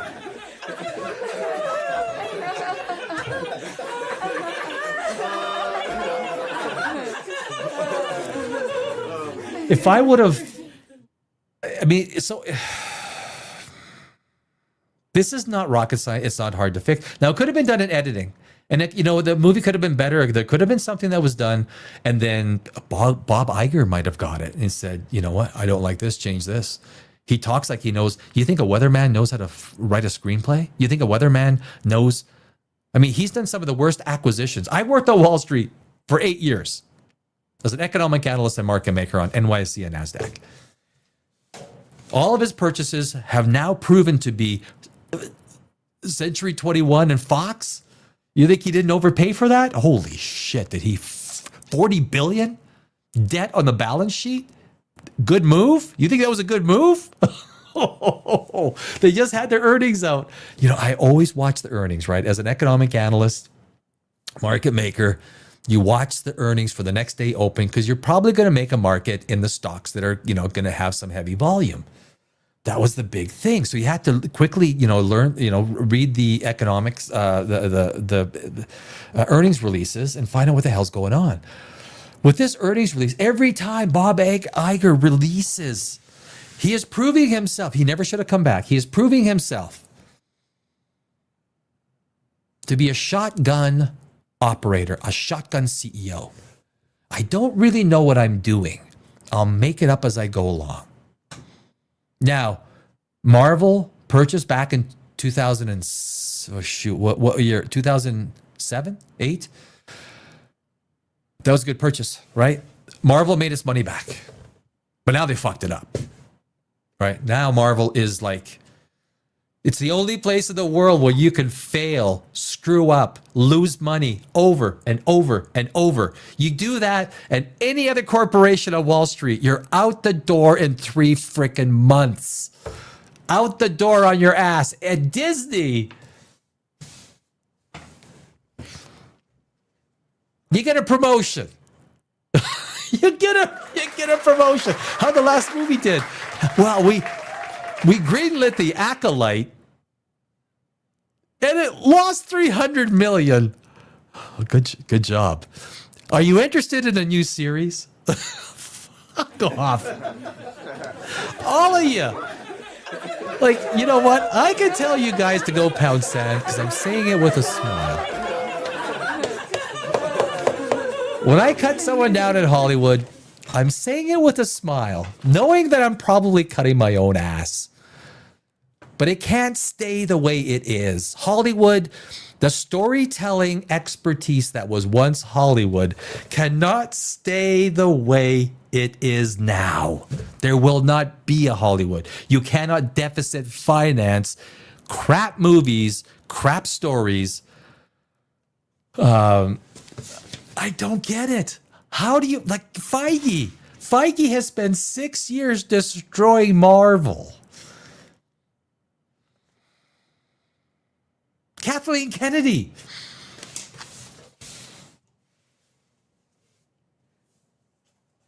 Kathleen Kennedy. Do you know who she is, right? Right? Yeah, we know, yeah. Sharif Obey Choi. That's like greenlighting me to write a Me Too feminist as a science fiction writer. You want me to write a Me Too? What? You gonna pay me what? You're gonna pay me what? I'll do it. I can't get. Look, I'm not good at the activist shit. So you're gonna like. Oh, you want science fiction infused into the female activism stuff. Oh, okay, then hire me. I'm good with that.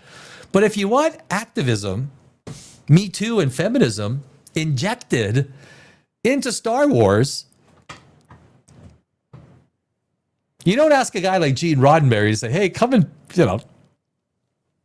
Gene, we're looking for some feminist stuff.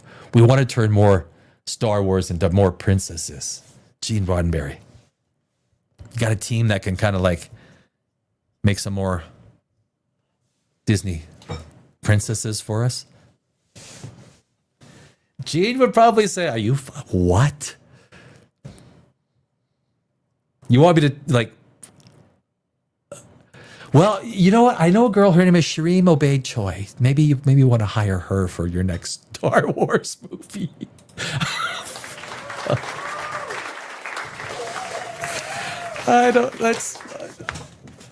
I'm only being real. I'm not trying to cut down anybody. I'm not a mean guy. I'm not in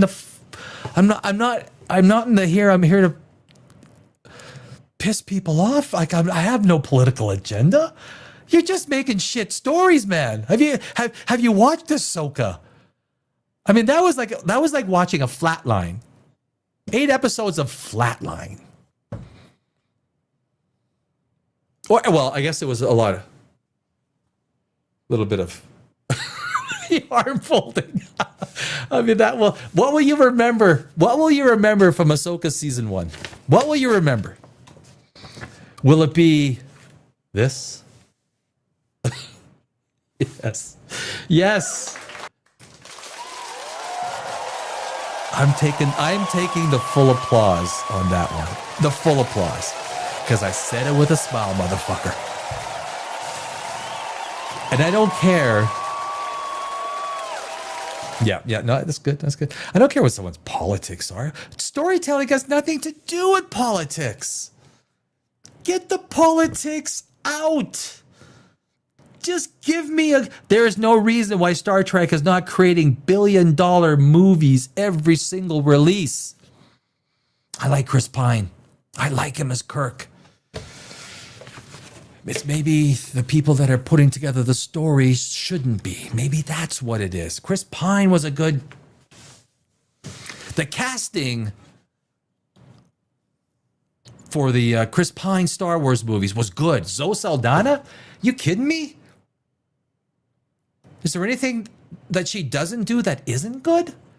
What has Zoe Saldana done that wasn't good? I don't remember all the actors. Chris Pine and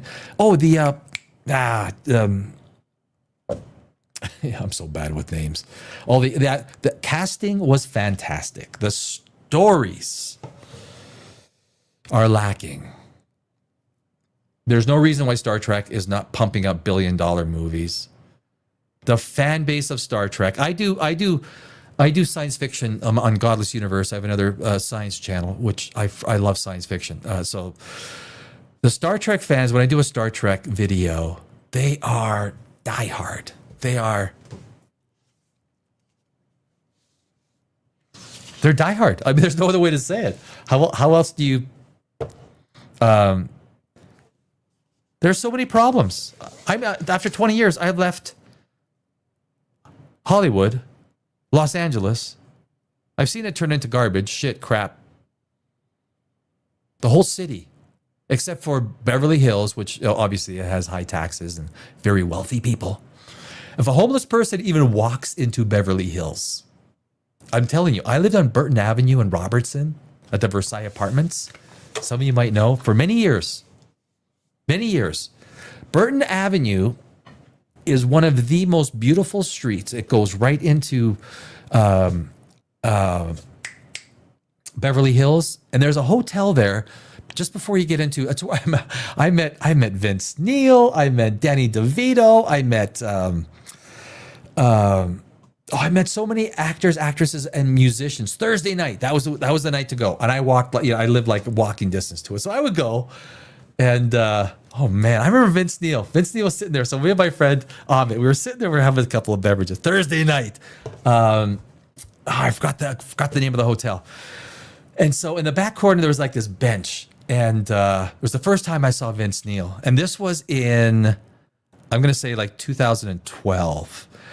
And it was just great fun to sit there and have a drink, right? And we turn around, we look back, and I go, fuck, that's Vince Neil, because there was a good-looking blonde on the right, and actually the brunette was on the right, and the blonde was on the left. And typical Vince Neil, right? Typical.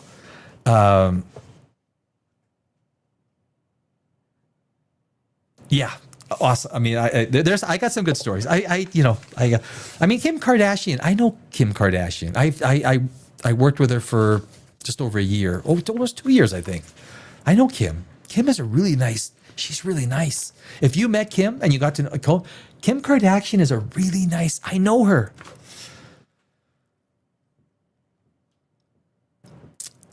I'm not going to, I'm not going to, some of the choices she makes or some of the things she says about flat earth and stuff. I don't think we've been to the moon. Oh my God. Okay, Kim, call me. Kim, it's Danny. Danny, can you give me a call about this flat earth stuff? She is an extremely nice, and she's smarter than most people think. The public persona is it's a different animal. But I guarantee you, she is the nicest one in the entire family. And I met them all several times. And with Kim, obviously, I had and Kris Jenner, she's a hard ass. She's a strong businesswoman. She doesn't fuck around. And she makes enemies, but she's looking out for her own interest. And you got to do that in Hollywood. You do. You know how many pretenders there are in Hollywood that just want to fuck you for this and that? Basically, 95% of the industry is there to screw you out of one thing or another. That's Hollywood. That's what Hollywood does. It's good at it.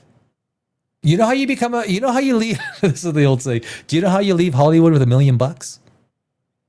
You come with 10 million. That's what yeah.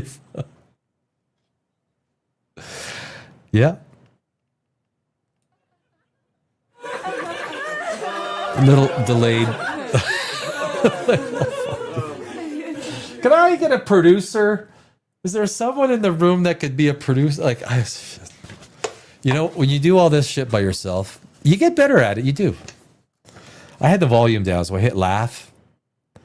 That's why I had to secretly just turned the volume up. So,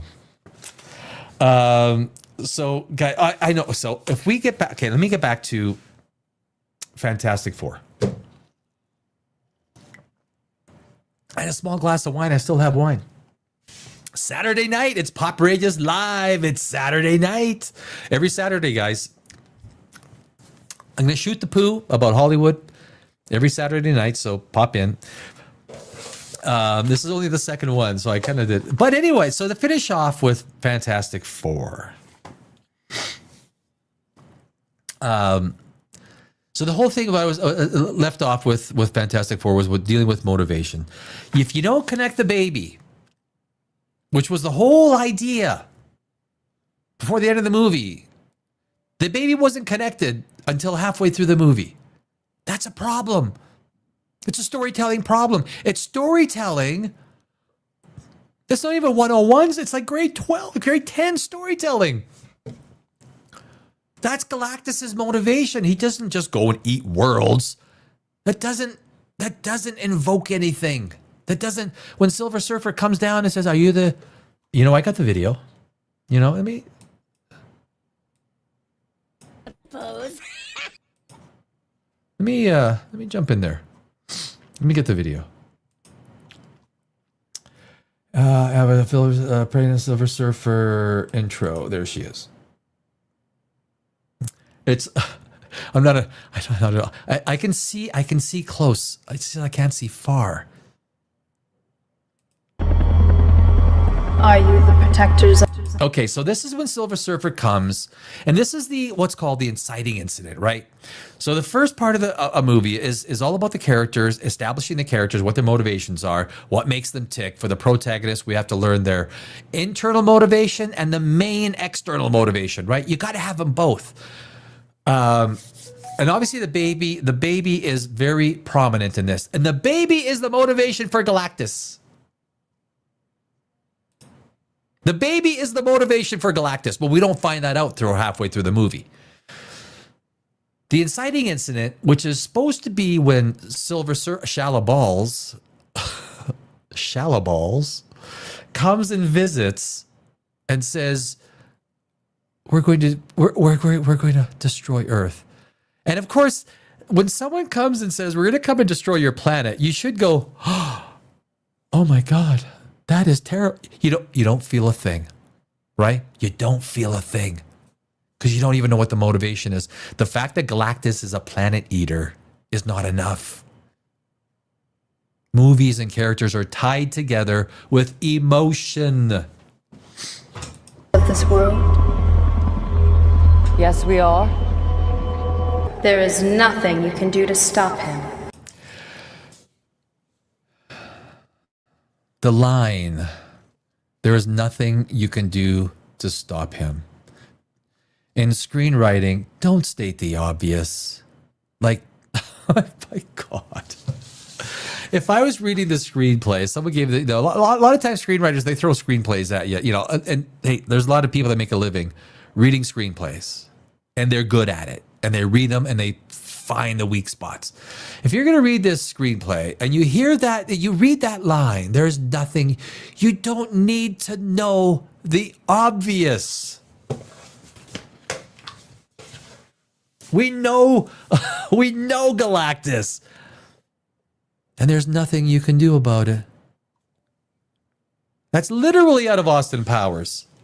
That is one of the stupidest lines in this movie. As essential as the stars. Why is he as essential as the stars? Like, if Galactus doesn't exist, he's essential as the stars because he goes and destroys planets? It doesn't even make sense. The logic of what they're saying. Okay, like, even look at Vanessa Kirby. It's like she's probably as Vanessa Kirby, she's probably thinking, I hope they fucking do some rewrites here. Like, Hold your loved ones close. I need you to pay attention here, my friends. Hold your loved ones close. So the first pair we get on Hold Your Loved Ones Close. Like, okay, it's Halloween, I guess, right? Guy's wearing a spider. He's wearing a spider helmet or something like that on his head. Okay, fine. The next one is deliberate. The next one is not an accident. The next one is by design. And speak the words you've been afraid to speak. Did you see that? So she says, hold your loved ones close. Close. So if you're gonna, so if someone is coming saying they're gonna destroy your planet, and they say hold your loved ones close, as a director or a screenwriter, producer, executive producer, I'd say, can we maybe have a family of 4, since 98% of the world is going to identify with a family, the loss of loved ones, or whatnot. But you're gonna try and convince me. Okay, you're gonna try and convince me that if you're going to hold your loved ones close, like this is uber DEI, guys. Like, take a look. This is fucking winning DEI awards. And I say it with a smile because if that's what they were going for, you've got a older black lady with an older Caucasian lady, and they say hold your loved ones close. So we're not going to put a family, even put a diverse family up there. I don't care for shit what you put up there. I don't have any kids, but I do identify, I understand. If you put a family with kids, okay, you know what? That's the future of the human race. I get it. But this was your first instinct. To put an elderly African-American or black lady with a Caucasian lady. Hold your loved ones close. This is shit writing. This is crap imagery. If you're trying to create a story that means something to the viewer, create the images and the story that will create that meaning for them. This is a political message. And again, I don't freaking care about politics. I care about the story.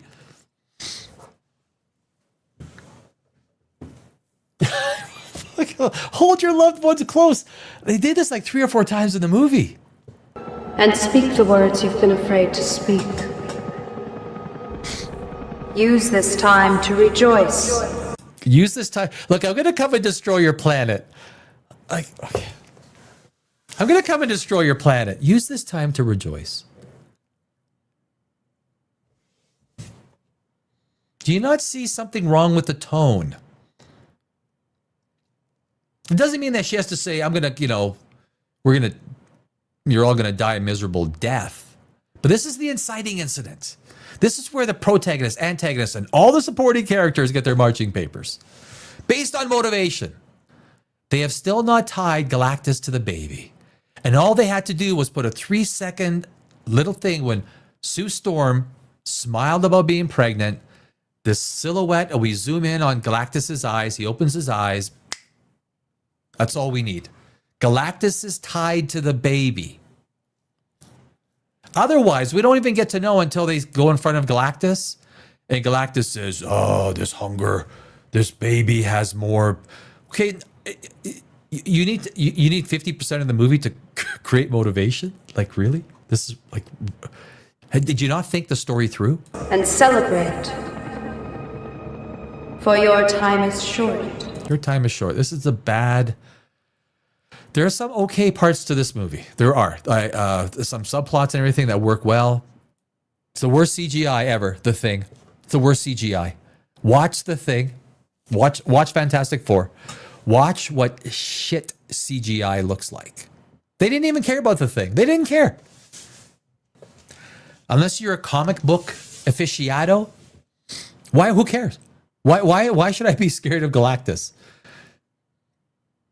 Why should I be scared of Galactus? If they would have put his eyes opening up in the first minute when Sue Storm smiled when she was pregnant, if they would have connected Galactus with the baby right from the beginning, right when Sue Storm knew that she was El Prego, and all we needed was a 2 or 3 second scene, and then go back to Sue Storm.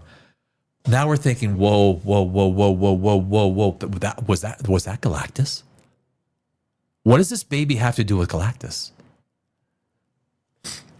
From the first minute, to this minute, you'd be thinking, what does Galactus have to do with his baby? But they didn't put the two together.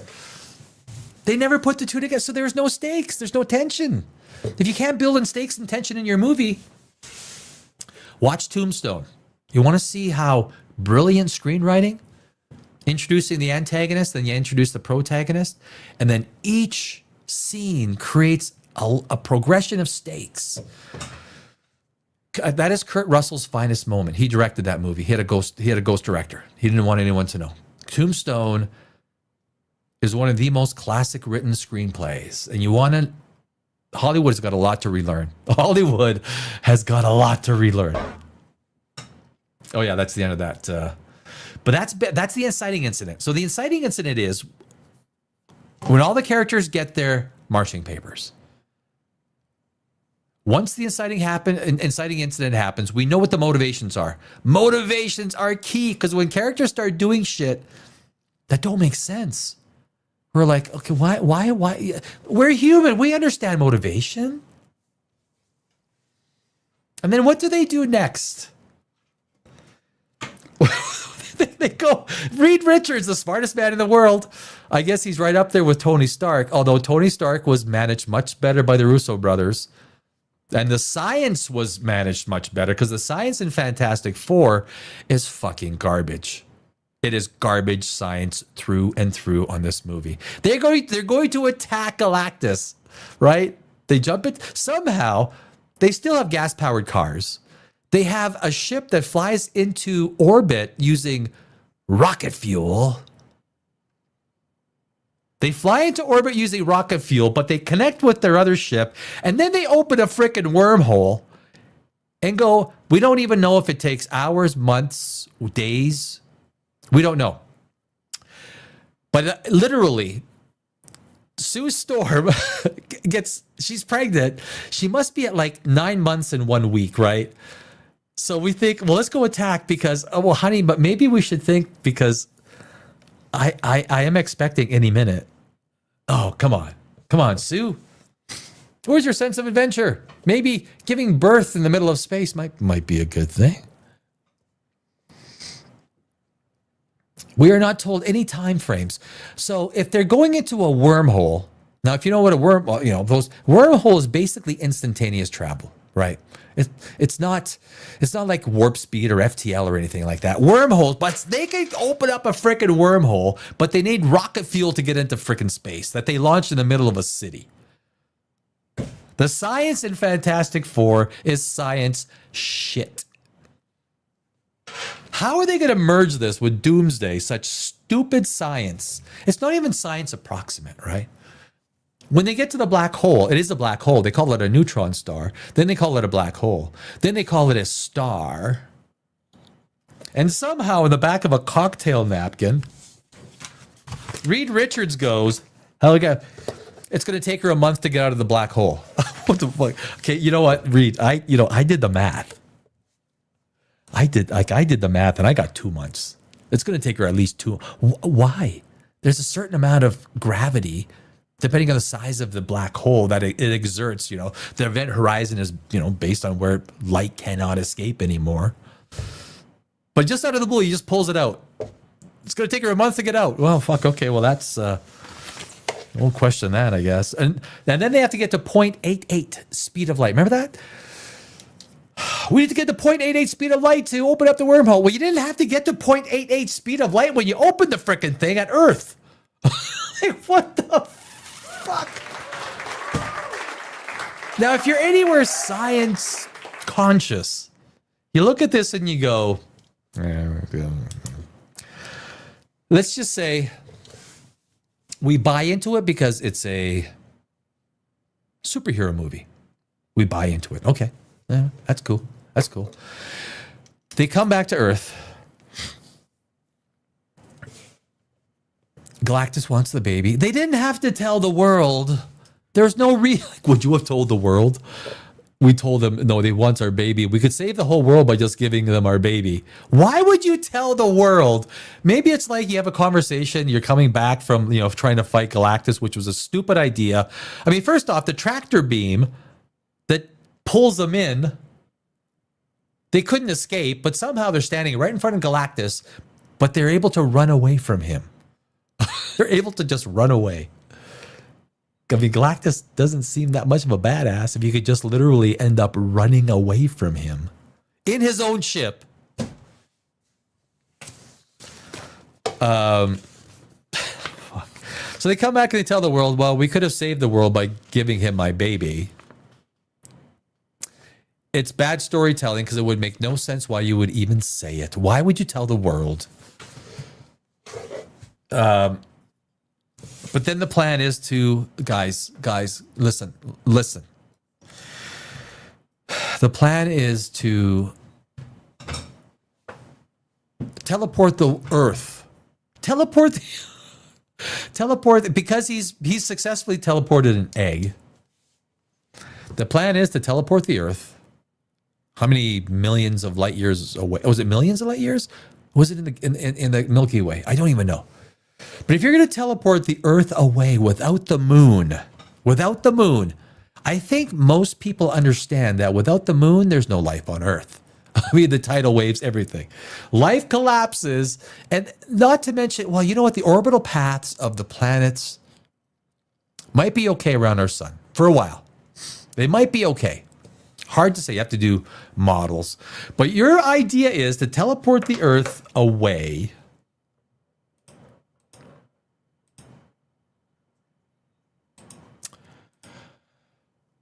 Oh, jeez. Which one is this? Which is the... No, I think that's the... I think that's the wrong one. You're some sort of...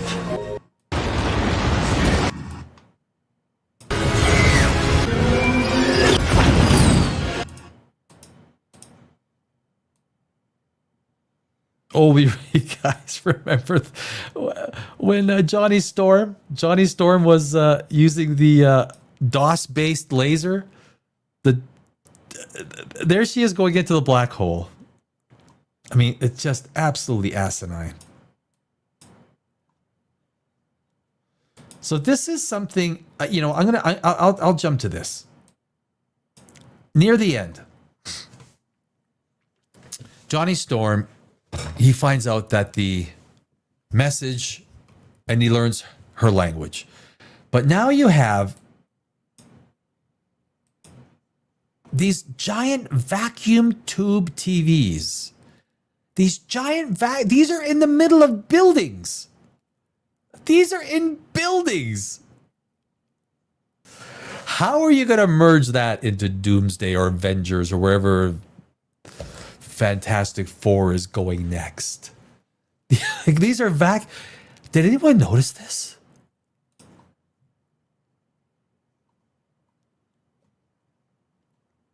She flies away because, the whole thing of, the message that Johnny Storm was sending.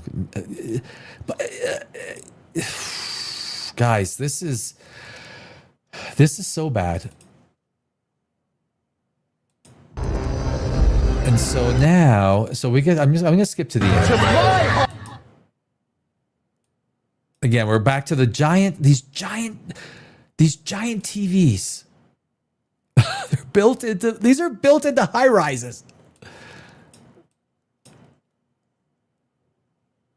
So now she goes,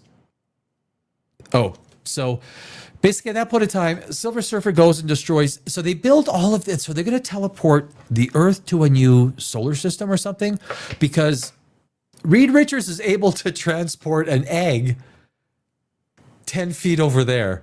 And his stupid statement is, it's only a matter of scale. Okay, so you're going to teleport an egg, and you think it's only a matter of scale with the Earth, and you're not going to teleport the moon. This is your best idea. And of course, Silver Surfer comes and destroys all these. The entire world stops. They build. Everything is just so Lego blocks built. It is stupid. The motivations are all over the place. Nothing matters. You don't care about the characters. If you go through like all the elements associated with the screenplay, you know, characters, conflict, theme, mood and tone, setting. There's some things that are done okay in this movie. Like they're done okay. But I would say a movie like Fantastic Four as a baseline is $400 million baseline. A Fantastic Four movie will do $400 million baseline. Even if it's a garbage, like the last one, like the 2018 Fantastic Four movie. It's like I think maybe it did 200 million. But the whole Fantastic Four movie was such a joke. They didn't set up the baby properly. They didn't set up Galactus properly. They didn't set up motivations properly. They didn't set up all of the things that the characters could have been to each other. All the things that the characters could have been part of the story. We didn't find the motivation for Galactus until literally halfway through the movie, where we're standing in front of this 1,000-foot character, God, and he says, "This baby." I forgot the exact verbiage what he calls the baby, but it is just incredible. I don't know who greenlights this stuff. I don't know who edits it. I don't know who sets up the continuity in the storyline on set. But these are just absolute storytelling 101 mistakes. And Fantastic Four, if it wasn't for Vanessa Kirby, she adds credibility to the movie. Vanessa Kirby adds credibility to the movie. Some of the things were interesting, like some of this, like the science things, although because science was one of the weakest things of this movie, some of the tonality of this movie was interesting. But overall, the story was so weak. And there's a lot more I can say. But the way they could have solved the movie issues was connecting Galactus with the baby right from the start, and make sure that motivation that when Silver Surfer comes, and whether it's a female or male, you know, we could sit here and argue that. Comic book purists are going to say Silver Surfer should have been a male, and I wouldn't argue with it. You know, I wouldn't argue with it. But the problem is in the story. It's in the motivation. It's in the characters. The Thing was just an extra character that he was a pilot and a cook. That's all he was. Johnny Storm had a little bit of a role when he deciphered the language of the Silver Surfer.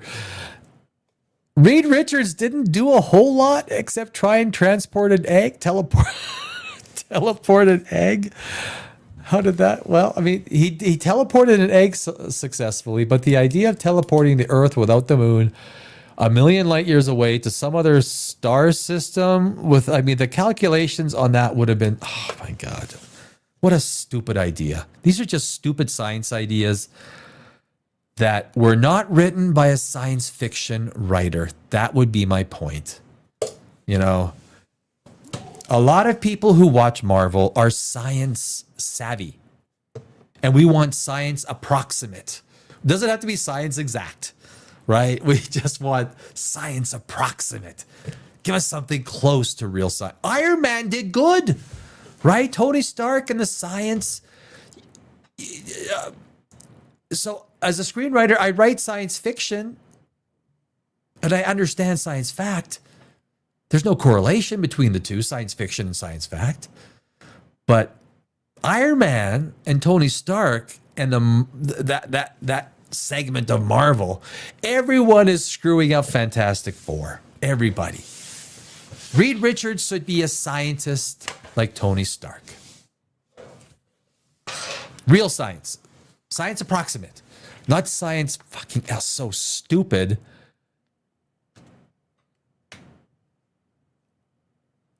The science approximate. Like it's not. Oh man, I was gonna say it's not rocket science. Oh, maybe it is. I need to put my glasses on to look smart. Maybe it is rocket science.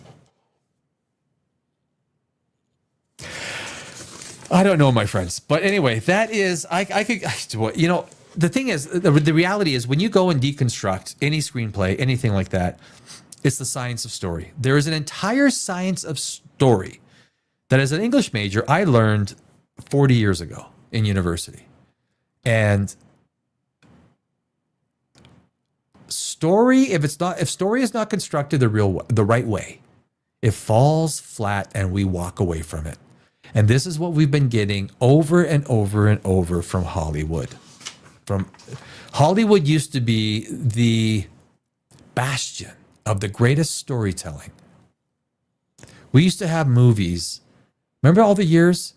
The 90s, even the 2000s. I remember when Pirates of the Caribbean came out. I mean, it was fucking brilliant. I mean, that was...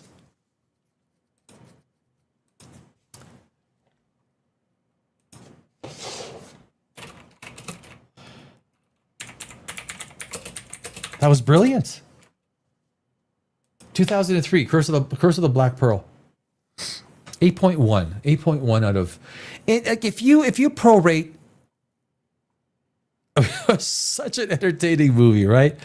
Gore Verbinski, that was his name. That was the name I was trying to think of. Gore Verbinski. God, he just did an amazing job with that. And you know Johnny Depp.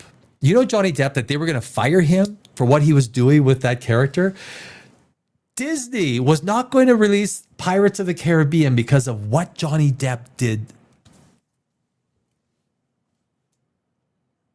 to that character. They thought his portrayal of Jack Sparrow was so bad that they were thinking about canceling the movie. True story. True story. Disney was thinking of... Disney was thinking about canceling Pirates of the Caribbean because they thought Johnny Depp's performance was so bad. True story. True story. And of course, when the movie comes out, it absolutely massacres, right?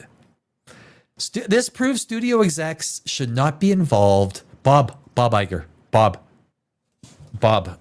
Should I call Bob at home? Yeah. No, I don't have his number. No. Should I call Bob? Hey, Bob. Bob, it's Danny Alex calling. Who? Danny. Alex. Who? Never mind.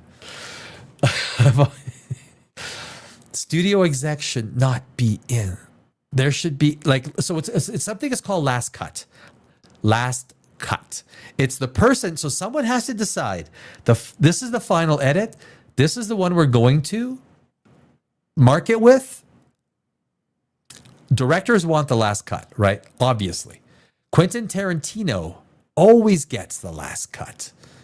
No one tells Quentin Tarantino he just won't do the fucking movie. I think there's Denis Villeneuve. I think he gets some say with the final Dune cut. What other directors have gotten final cut? But it's a big deal, right? You negotiate final cut when you film a movie, direct a movie, produce a movie. You want final cut. It's the big argument at the end of a movie.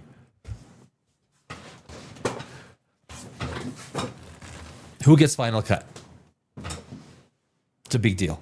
It's a huge deal. It's the biggest deal. Because if you don't like the final cut, you say, no, I'm not going to release that. If a studio gives that power to the director and the studio execs do edits that they think are good, but the director has final cut, he says, no, I'm doing that. It doesn't get released. Final cut.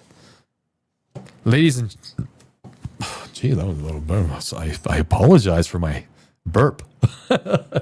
Final cut is the biggest thing, the most important criteria any director, producer, studio argues for, works for, to get. Final cut. It's a term you never hear from anyone, but it's the most important term. Directors like Quentin Tarantino, probably Steven Spielberg, He probably gets at least 50% in the say. He needs to agree, final cut. I would say Dune, Denis Villeneuve in Dune, he probably gets final cut decision with someone at the studio. Very few directors get final cut power. It is a power, like literally. If you have power of final cut and you filmed a movie or produced a movie, whatever the movie is, good or bad, doesn't matter. Let's say they come to me, Danny, write me a screenplay for Star Wars and we'll give you final cut. That means Disney cannot release that movie until I sign off in the final edit. And I say, you know what? You edited that out. Put it back in, or else this movie is not being released. Final cut. It's the most important thing in the movie. And no one ever talks about it. Why? Why? Because most of the people doing online reviews know fuck all about the business. That's just the reality of it. They know fuck all. They're giving their feelings about the movie. But to understand what really goes on behind the scenes on a movie like Fantastic Four, who got final cut on Fantastic Four? I'd say the studio did because it's so fucking bad. Final cut for Superman, James Gunn. Easy, right? James Gunn. Or at least him and, what's his name? The other guy, his partner. I don't think David Zaslav. Well, you know what? David Zaslav, he likes power. David Zaslav, he's no slouch. Zaslav at Warner Brothers does not fuck around. He does not fuck around. Believe me. So remember that when you see a movie, someone has to decide on that final cut. Always remember that. It's brutally important. Brutally important.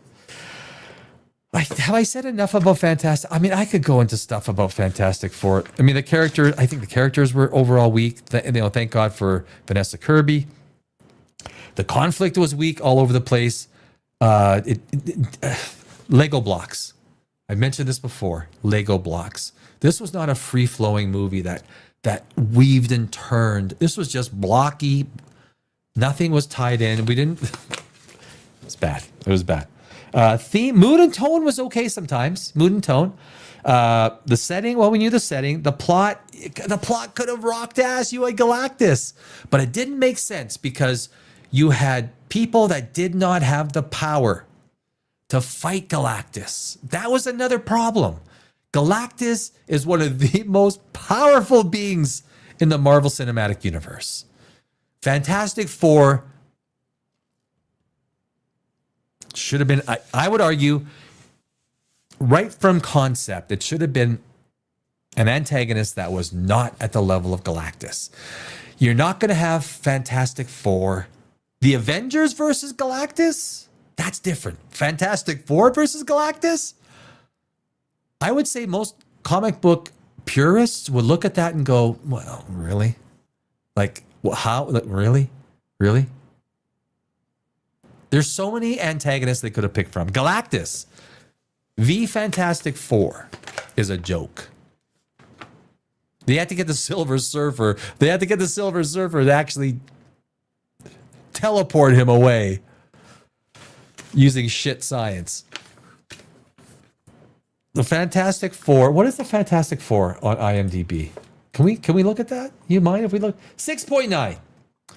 I gave Fantastic Four a 4 out of 10. That was my score. 4 out of 10. 6.9 out of 10. You know what? Maybe it was a 5. Okay? Maybe it was a 5. It had some visuals that were okay. The story was bad. Maybe Vanessa Kirby alone makes it a 5. Maybe a 5.5. At best. The highest is a 5.5. 6.9? No. I view a 6 out of 10 or better cinema quality. Good enough for cinema. A 7 out of 10, go see it at the cinema. 6 out of 10, you know what? If you got the extra funds, if you don't need it for like rent and food and shit, which a lot of people do today. Otherwise, spend $3.99 on Prime or just watch it in the theater. This Fantastic Four was perfect streaming movie.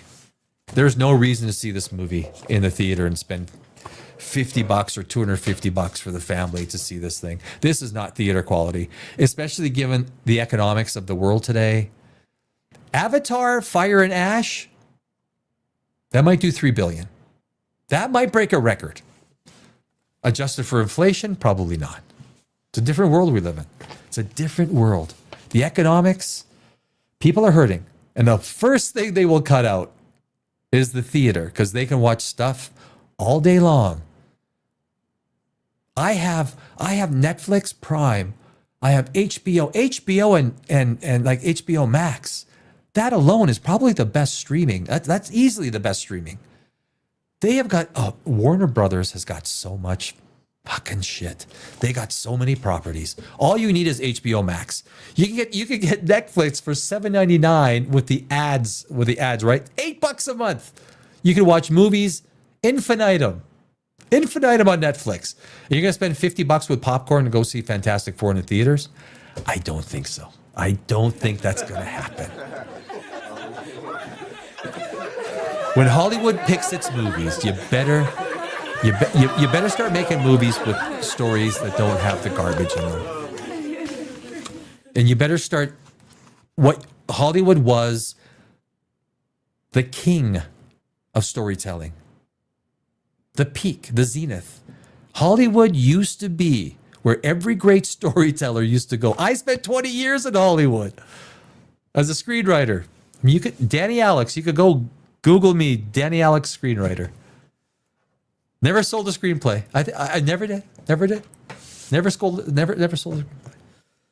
How do you fix it? It's the powers that be. Disney wants to turn everything into a princess.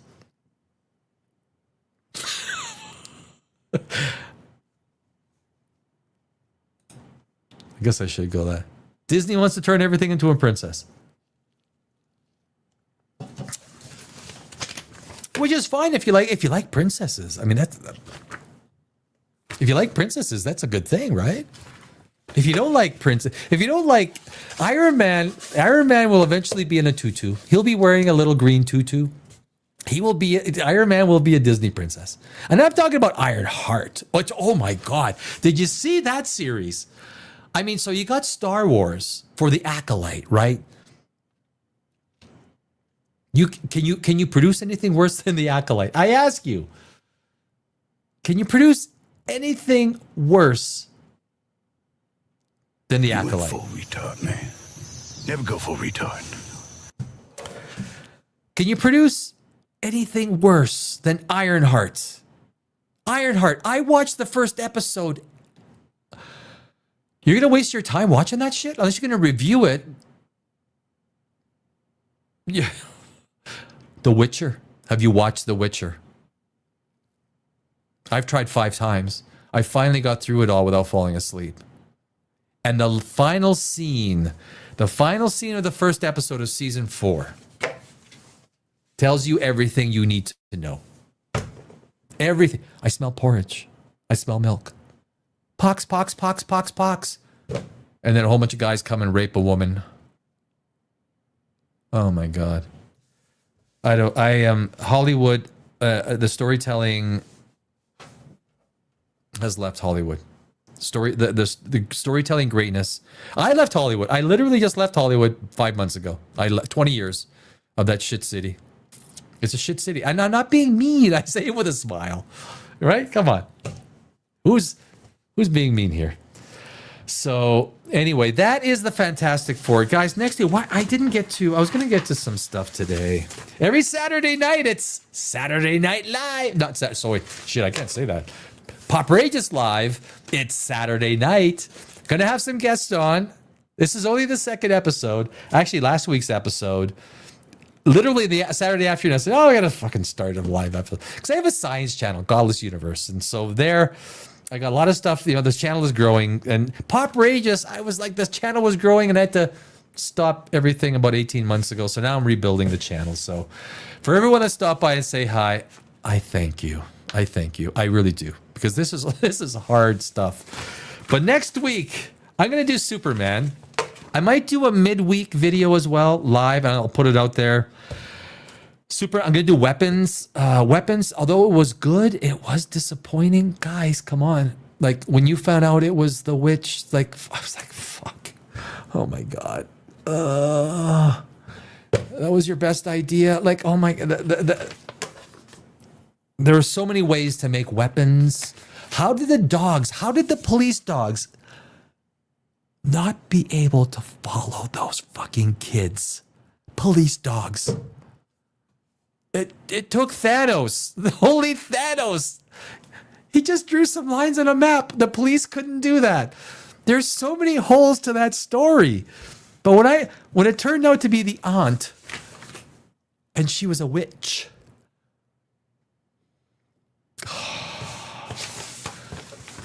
I got something else to say. I've heard some people say that Nosferatu was a good movie.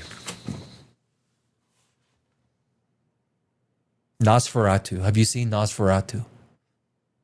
It lost so much money. Bob Eggers lost so much money with The Northman. The Northman was do you remember when The Northman came out? Everyone was so pumped for it, right? Vikings, the TV series Vikings with Travis Fimmel, which rocked ass. If you want to watch a good Vikings TV show, you watch Vikings, which was on the History Channel, I believe, right? With Travis Fimmel. You want to watch a good Viking show? You don't watch the frickin' Northman.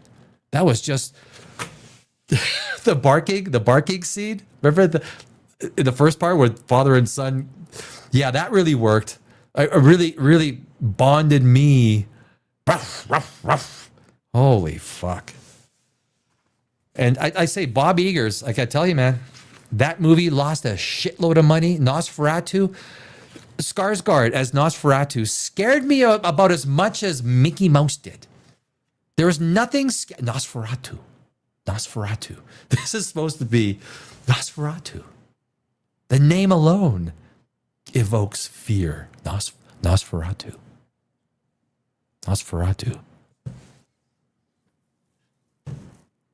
And I every time I hear someone say, "Oh, it was a good movie," it was a fucking good movie. Fuck, it was a shit movie.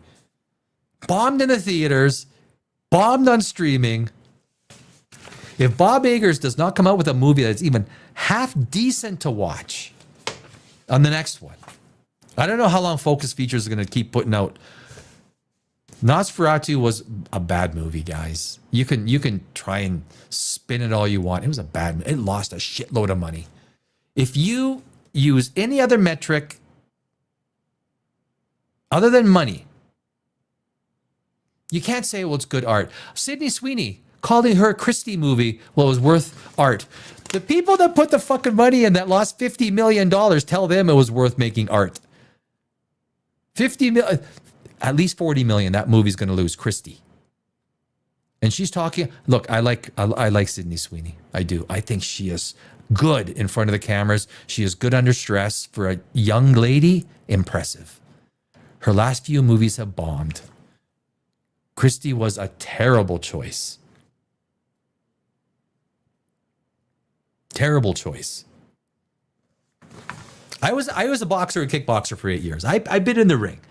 These movies don't work. Rocky worked because it was about the character outside of the ring, and the boxing in Rocky was a means to the end for a character. It wasn't about the fight. The fight was a means to the end for the character. More and more became about the fight. It was the same thing with John Wick. The first John Wick is masterful. The first John Wick, what was all about character and amazing motivational setup. What they thought after that was all about the fights. Let's make a 45 minutes like fight sequence. Now you go watch a John Wick movie, you know exactly where to go take a number 1 or number 2. Okay, the fight just started, so I'll go grab some popcorn and take a whiz. By the time I get back, the fight should still be going. The magic of John Wick was the creation of that character in that first movie. They thought it was all about... John Wick 2 was not good, guys. Look, I love Keanu Reeves. I grew up in the same country he grew up in. We're both Canadians. I spent 20 years. I spent more of my adult life in the United States than I have in Canada. I've seen both countries very well. That's good or bad, whatever.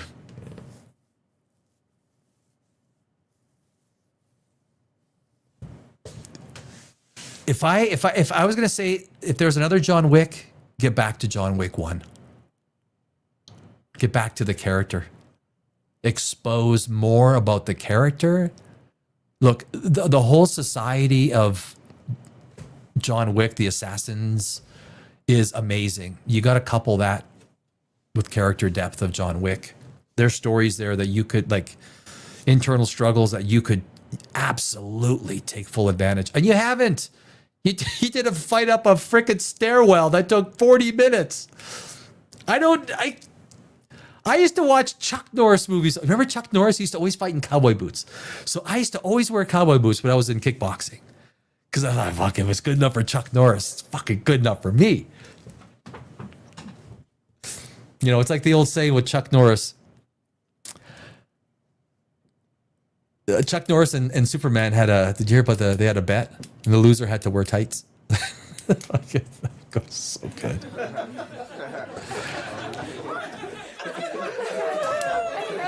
Yeah, no, thank you. The studio audience is very generous.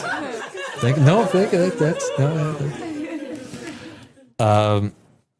But anyway, guys, is there hope for Hollywood? I mean, is there hope for Hollywood is probably an entire episode in itself. Next week, I'm going to jump on Superman from a screenplay perspective. Why didn't that screenplay work? James Gunn has proven he is an amazing Guardians of the Galaxy, the first one, was masterful. He knew how to start and create compelling characters and understand how it worked. If you take a look at the first Guardians of the Galaxy, you had Star-Lord, Peter Quill, as a small boy. He built sympathy. His mother died. And it was a good setup. And then we see Peter Quill as Star-Lord, and he's dancing around, and fuck, we like this guy. This guy fucking rocks. We like this guy. Because now we're sympathetic to him. We saw him lose his mother to cancer. Now he's dancing, but we like this guy. This guy is awesome. And Chris Pratt, to his credit, kicked it. Not just the little aliens. He kicked that role. And then he gets the little thing with the Infinity Stone. And his fellow protagonists are the antagonists. The ones that come, Gamora comes to kick his ass. I mean, I would let Zoe kick my ass. I think I would. Probably would, I wouldn't use my extensive kickboxing knowledge against her, but and then of course Rocket and Groot, right? Like, what a way to take characters and mix them within the first 20 minutes. Give them motivation. We don't know what this thing is, what they're really dealing with. Guardians of the Galaxy #1, rewatch it. It is one of James Gunn's finest moments as a screenwriter and a movie director. Guardians of the Galaxy, he took a bunch of characters that no one cared about. Now, Superman, he didn't do the same. There's a lot of issues with Superman as a character. Everyone knows the kryptonite's coming. Everyone knows, okay, well, you're going to create some sort of hybrid. I even said it was going to be a clone, but even before, he's going to probably do a clone or some stupid, creates Element Man with, Superman is predictable. That's the problem. He tried to do sunlight. Well, if you're going to do sunlight, that means every evil person just attack on the dark side of the earth and Superman's fucked. You can't use sunlight as the harbinger for why he's going to be weak. You can't. Because just go and attack on the dark side of the earth every time. I think people assume that, well, the sunlight that hits him manifests itself for a long period of time. So he's not, I don't know. So next week we're gonna do Superman. We're gonna do. I think I'm gonna do weapons. I'm gonna jump on Running Man a little. There's a few things we're gonna do. I'm gonna, we're not gonna have a guest next week. Guests will start in 2 to 4 weeks. Maybe, I should say maybe before Christmas. But I just started Saturday night, it's Saturday night POPRAGEOUS Live. So every Saturday night I'm going to be here. I got a lot to rebuild back on POPRAGEOUS. So I thank everyone who has come and hung out with me. It's been a great Saturday night. I might need a little bit more wine before I fall asleep. But thank you, everyone. Had fun. I know I ramble sometimes. I'm a much better rambler. I do. So, but anyway, thank you all. And I will see you.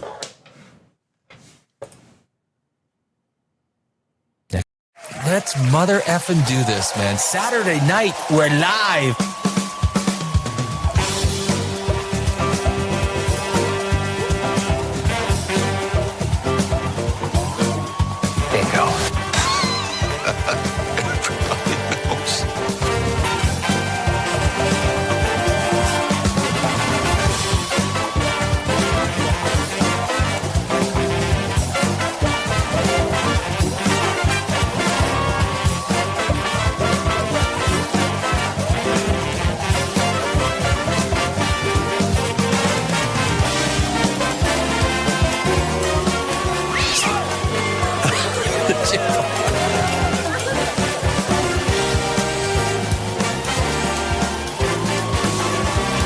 Sorry, you're still there.